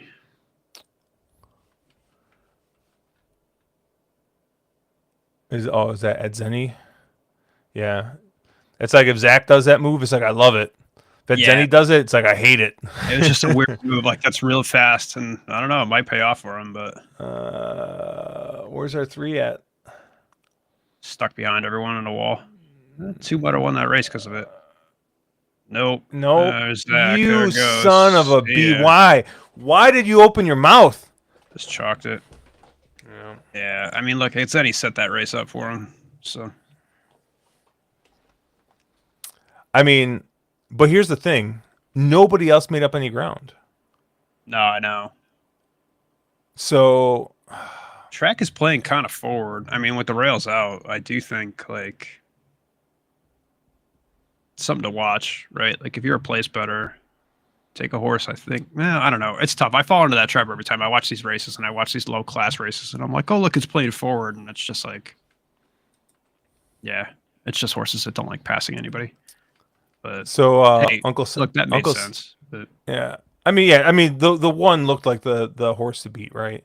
And it comes in 1-2, which is chalk, I believe. I think those are the yeah, top I two mean, choices. I think that's 3 races in a row where late money has been all over this. So Yeah. I see Uncle Sully is up here at 1 o'clock in the morning. Now here's the interesting thing: is there was a Sully horse that won on was it Oaks or Derby Day? I forget which one. Hopefully I don't know. Sully bet that horse. No, it wasn't. It was yeah, it was. It was Oaks or Derby Day. 'Cause he was like, I'm contractually obligated to bet the Sully horse. It's like King Sully or Queen Sully or something. What the heck was the horse? Hopefully he bet it. Keith saying I he know liked it better when Zach was on IR. I know Skelly won. Oh, Skelly. Skelly won at a lucrative 1-9 at Oaklawn. But Oh, great. Now you're going to make me go back through these PPs now. I'm not opening them because I didn't hit any bets, so I'm not going to look at any Hold on. horse Let's on those see. days. I I'm had so looking many for bets Sully. live to like payouts that weekend that would have paid me. Yeah, like I had a really interesting weekend because Boss Sully, the horse's name was Boss There you go. Sully. So yeah, so it was his wife. Um, I had a really interesting weekend because basically I missed a bunch of bets the whole weekend. But basically, if journalism would have won, I would have won a couple $100. So it was like I kind of just let the chips fall where they may at that point, right? Like I'm like this was I thought that horse was the best horse on paper. I thought the race was going to set up well for him. Um, I wasn't going to make a ton of money, right? But I basically would have made up for all my losses and ended up a little bit positive. And obviously he didn't come through, and then Hong Kong bailed me out. So shout out to the people of Happy Valley for bailing me out on Tuesday after the Derby. But yeah, yeah, I mean I couldn't be too mad. Like I was so wrong most of that weekend. I had a couple nice winners. There was the Pat Day Mile. I had the wire to wire winner in there. And that actually is kind of what set me up to journalism because I played that stupid 3 year old pick three, and it was paying crazy, dude. It was paying like $850 or $900 to journalism, which is basically what was gonna unstick me for the weekend. But it wasn't to be. But yeah, Zach doing Zach things here. But 7-5 was actually probably a decent price on that horse, to be perfectly honest with you. I think late money kind of ticked up, which I was surprised at. Like they loved that too. I don't know. I forget. Does AM Wager have the charts for Hong Kong, like the money charts, the tote? It does. Yes, it does. Yeah. Let me see. That too was the late money horse. Like, I mean, you could see it dipped. It was 5-1 at 0 minutes and ended up going off 3-1 or 2-1 even.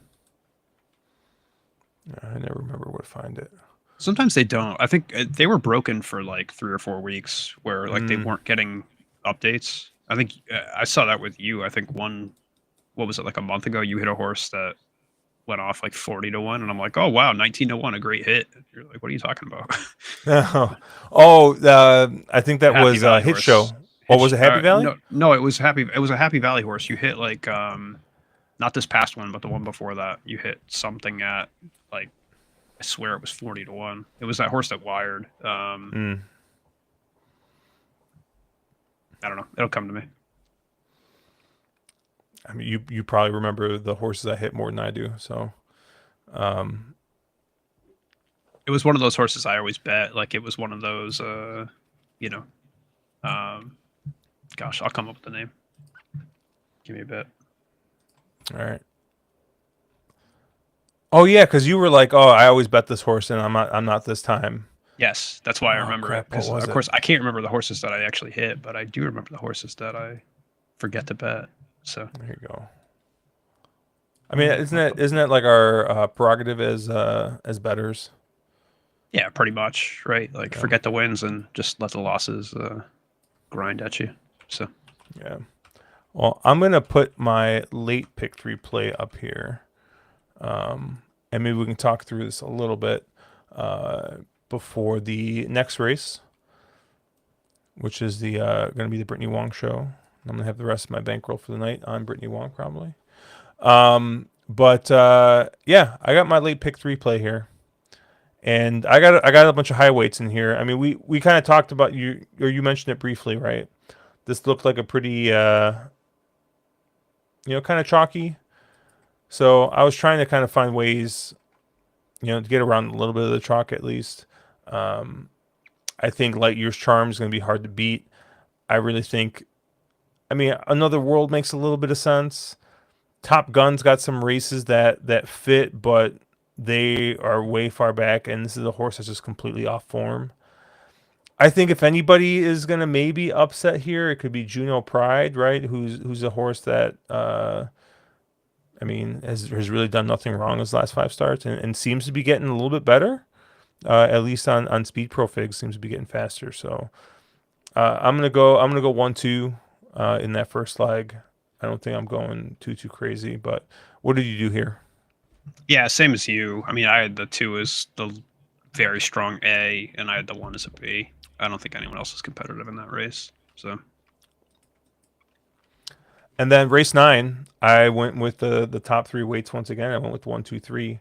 Um, I think the nine Aaron's going to be your favorite, right? And this is right. This is what we see all the time, right? We talk about these horses, right? This is horse fourth up has basically regressed a little bit in that second start, but won with that Xenia board, and Xenia keeps him out here, and is getting drawn even better. So it is probably going to be kind of tough here, but I just don't think that you're going to make any money betting three straight favorites in here. So I'm going to go against with three horses here. I'm going to use the one. Well, I'm going to use the one. Call Me Glorious. Um, you're going to have to go. You have to go pretty far back, I think, to find races that this horse has run that fit in here. But did finish second last time out. Got the lead and ended up getting caught about 50 yards out. Um, and that race necessarily didn't really come up all that fast, but does have races at least a couple months back that do fit in here. So, maybe this is a horse that's kind of rounding back into form. Kind of ran in that 4-year-old like restricted race. Class three, Morera Road, and was kind of flat in there. They tried all weather, that didn't work. Came back to 1200, dropped a little bit of weight, um, and yeah, they're right back here. So I don't know. I thought this was one that was a little bit interesting. Um, the two Lifeline Express, um, just another one I think has got a couple back races. And it's probably the only one that at least recently has run as fast as Auburn's last race. Um, two back, obviously one with that Xenia board. Darn, Ed Zenny had choice and he picked a different horse. Hugh Bowman hops aboard here. Only thing I'm kind of, a little weary about is the horse that's drawn out in the 11 post. Um, and then the three Eris Nova, 1, 2 back. Last time out, tried to rally. I think maybe it was just a little too far back in that one, and came up just a little bit short. But gets a bit of gets a slightly better draw here.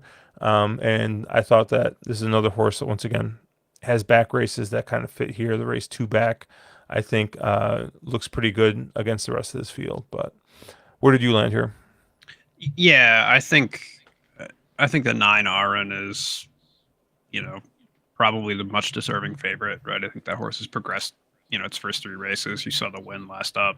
Obviously, it picks up a bunch of, it moves up in class here, right? It doesn't pick up weight, but the win from a wide draw last out was enough to say, hey, it should beat this field.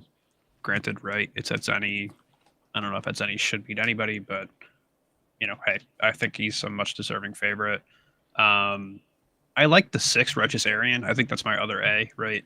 I'll use him pretty heavily, right? I think I used him as also an A.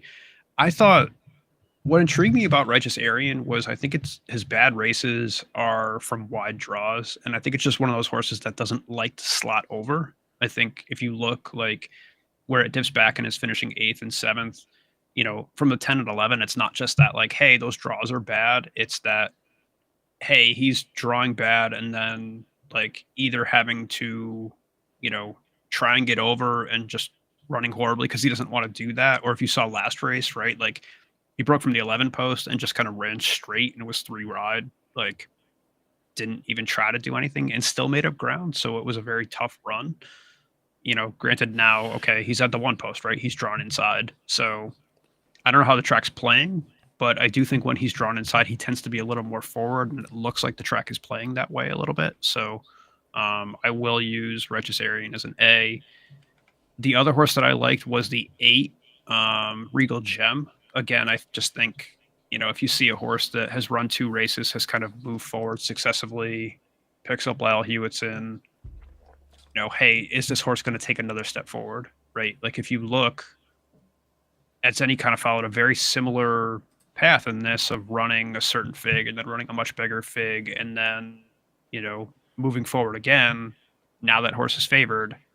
If Regal Gem follows that same path, maybe he's moving forward again and running a fig that could win this race. So I do just think that horse could be an improver, right? And, could show something here. So, I'll be most of my money through the 6 and the 9. I'm using the 8 as well in here. I think, we'll see. But Andrew loves your Edzeni strays.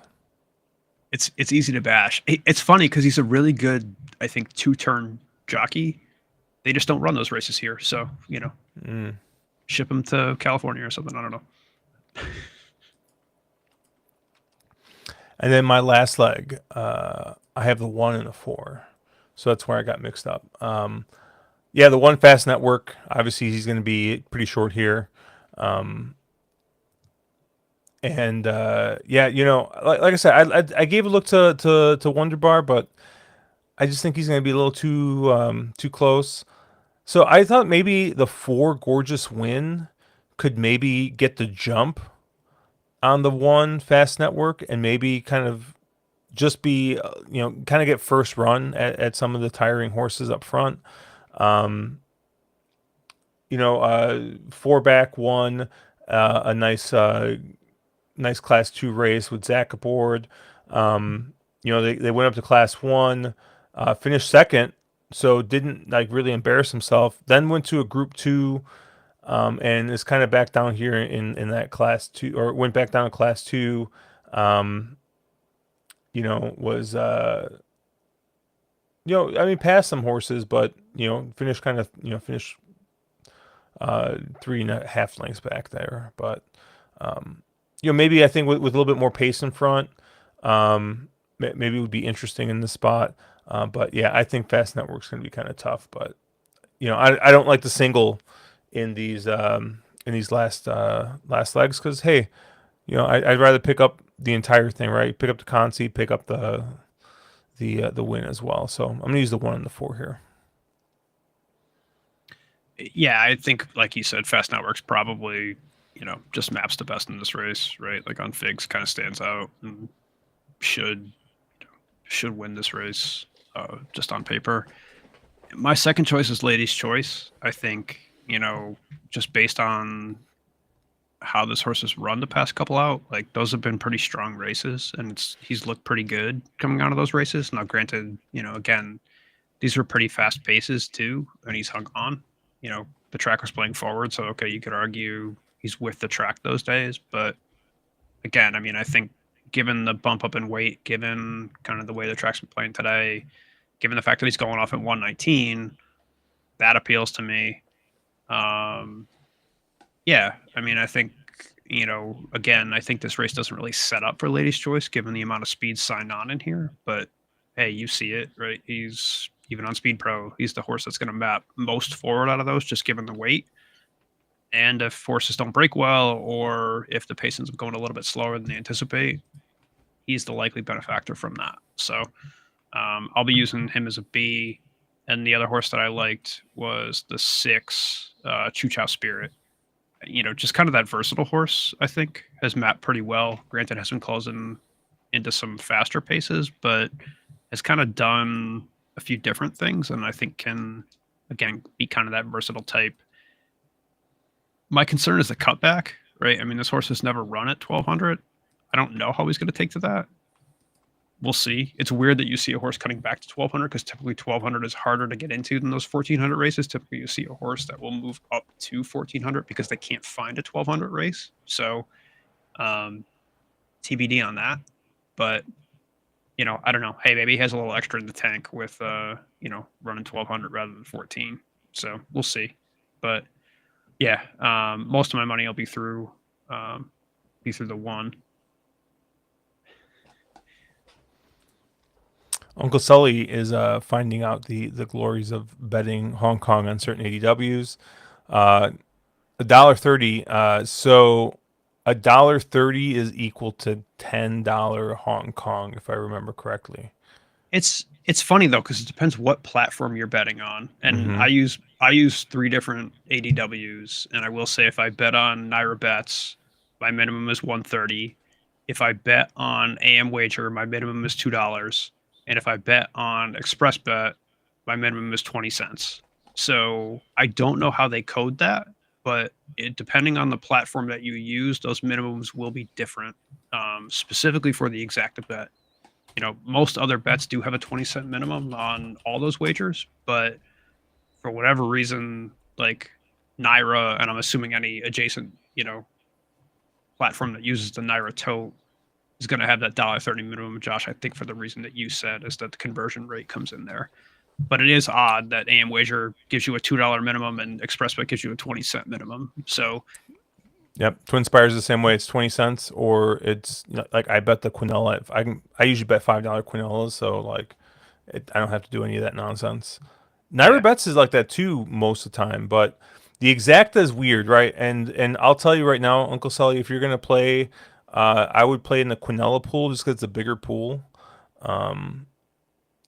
which is just because exacta I think is U.S. only.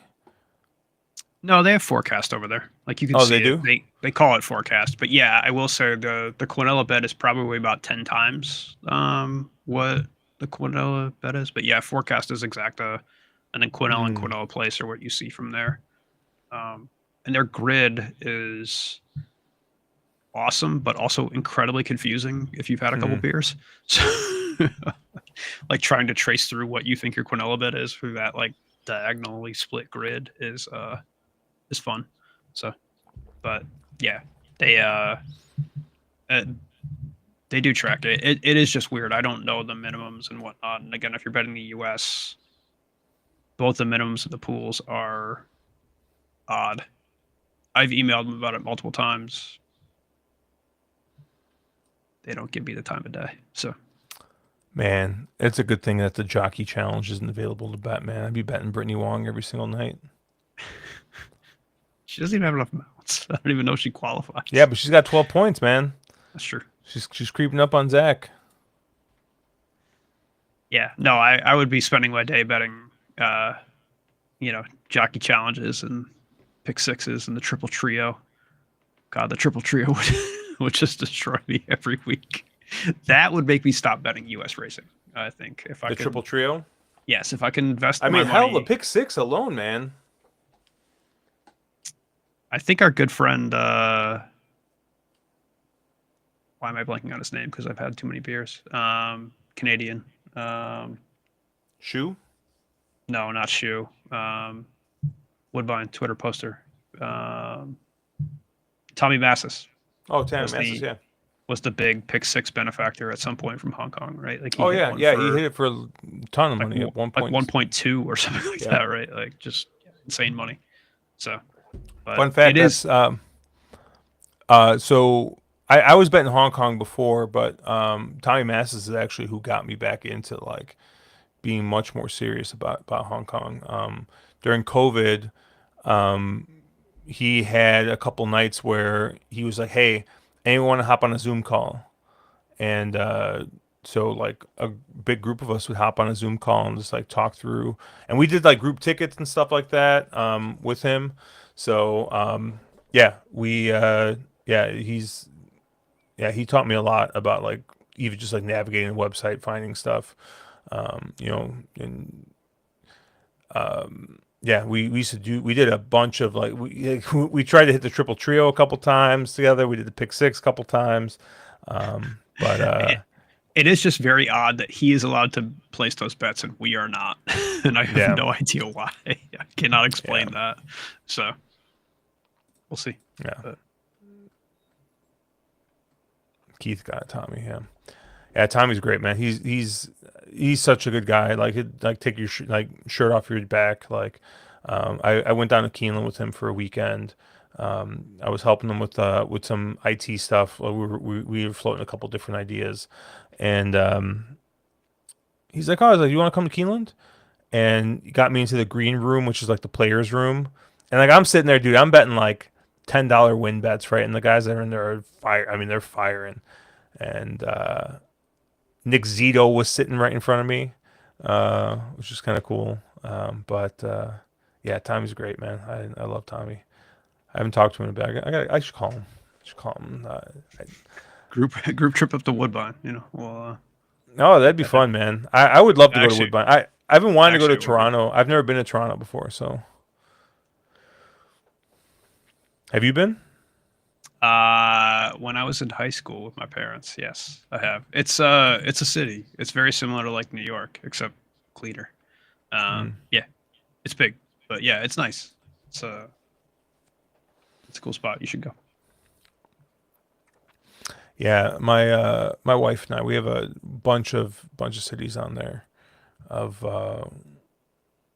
kind of like where we want to go. She really wants to go to New Orleans because she loves haunted stuff. So she wants to go to New Orleans.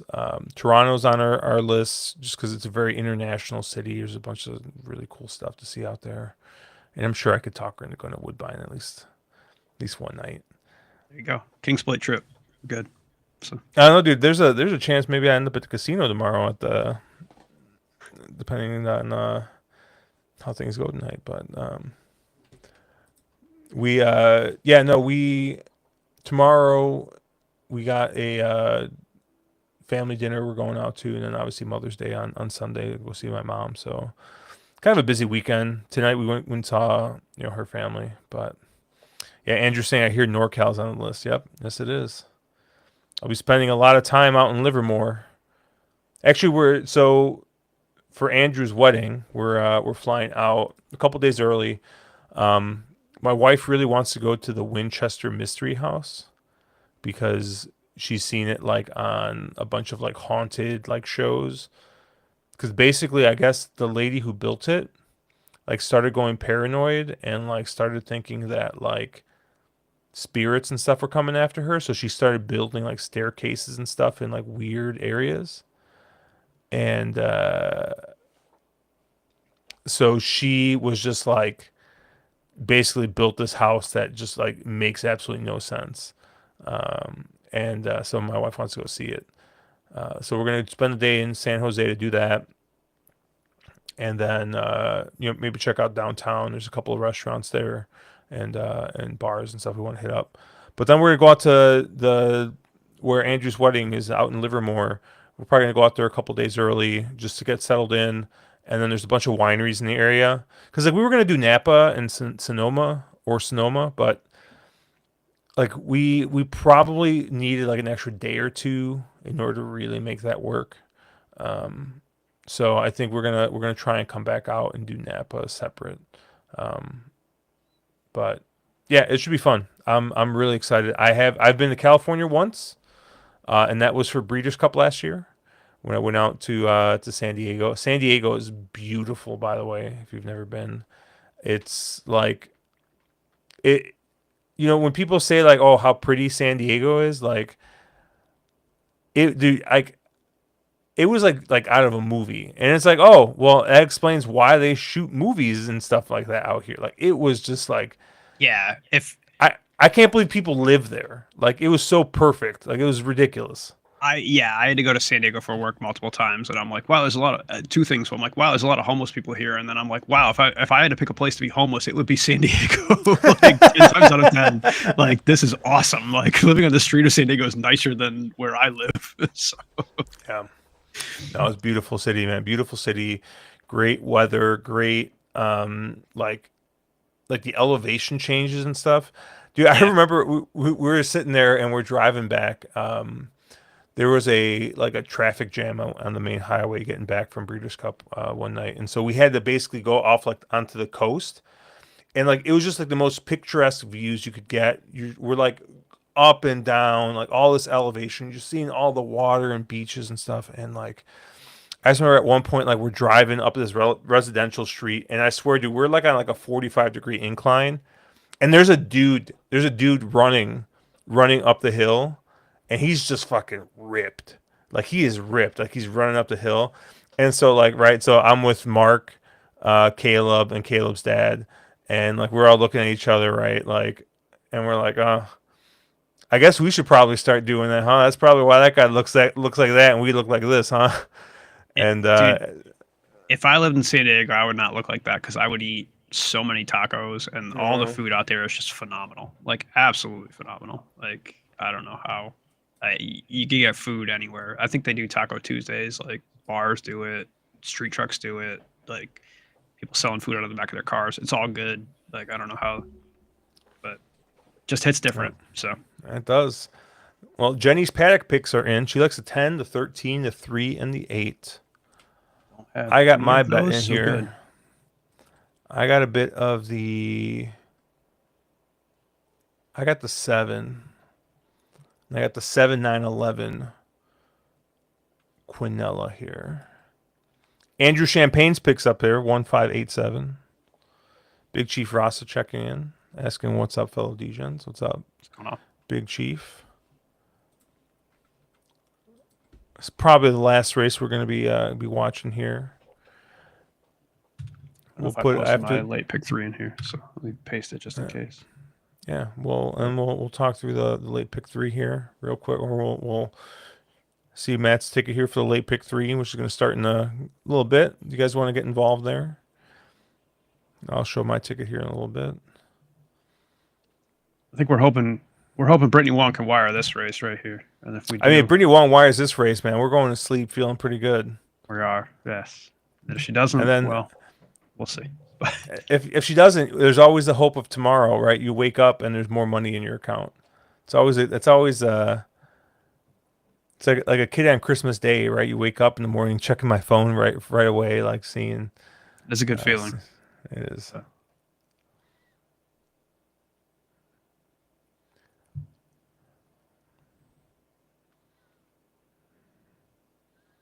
see who gets out here.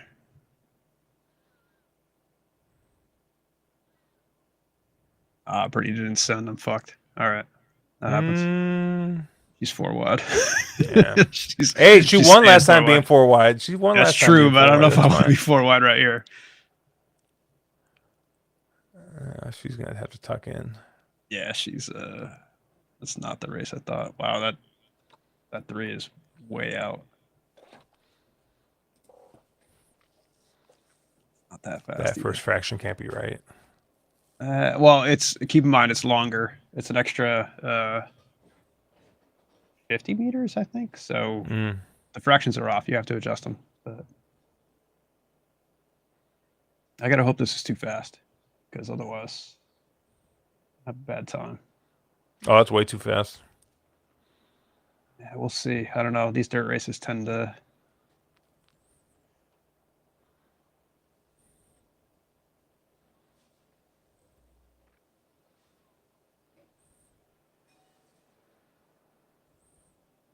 I don't know. I wouldn't be surprised if this 3 just wins because people are very, very far back. But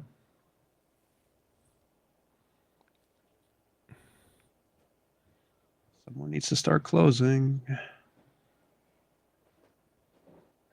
Maybe this 5. Maybe this 5. Come on with this 5. Yeah, this 5's gone. Oh man. Oh yeah. All right, we got a chance on the pick 3. That's good. There you go. 5, 11, 7. What's that 5 at? 10 to 1. All right, that's good. Didn't hit anything else, but I got a double live to the 1-8. I got a pick 3 live to the 1-8. So we'll not get some sleep. I got to wake up at 7 a.m. for my kid's soccer too. So Oh God. we're gonna have a great Oh morning. God. There you go. Well, here's the late pick 3 from Yeah, from Matt here. G Leonard needs a one of those like attachments to its fetlock, I think. So don't trust horses coming off surgery. And then my late pick 3 here. Similar but different. We both like the 1-2 in that first leg. I'm playing it for $2, which is like a $24 wager. So maybe we'll get something. And maybe we'll wake up in the morning with a little bit of extra cash in our pocket. But get some extra cash next race, so we'll see. That's gonna do it for us here on You've Got to Be Sha Tinning Me. Thank you guys for hanging out with us live. We'll try and do this, like I said, every Friday night that they go live. But if not, we got our stuff recorded Friday night. Check us out at onthewronglead.com, at wrong_lead on Twitter. Make sure you like and subscribe. Good luck, guys.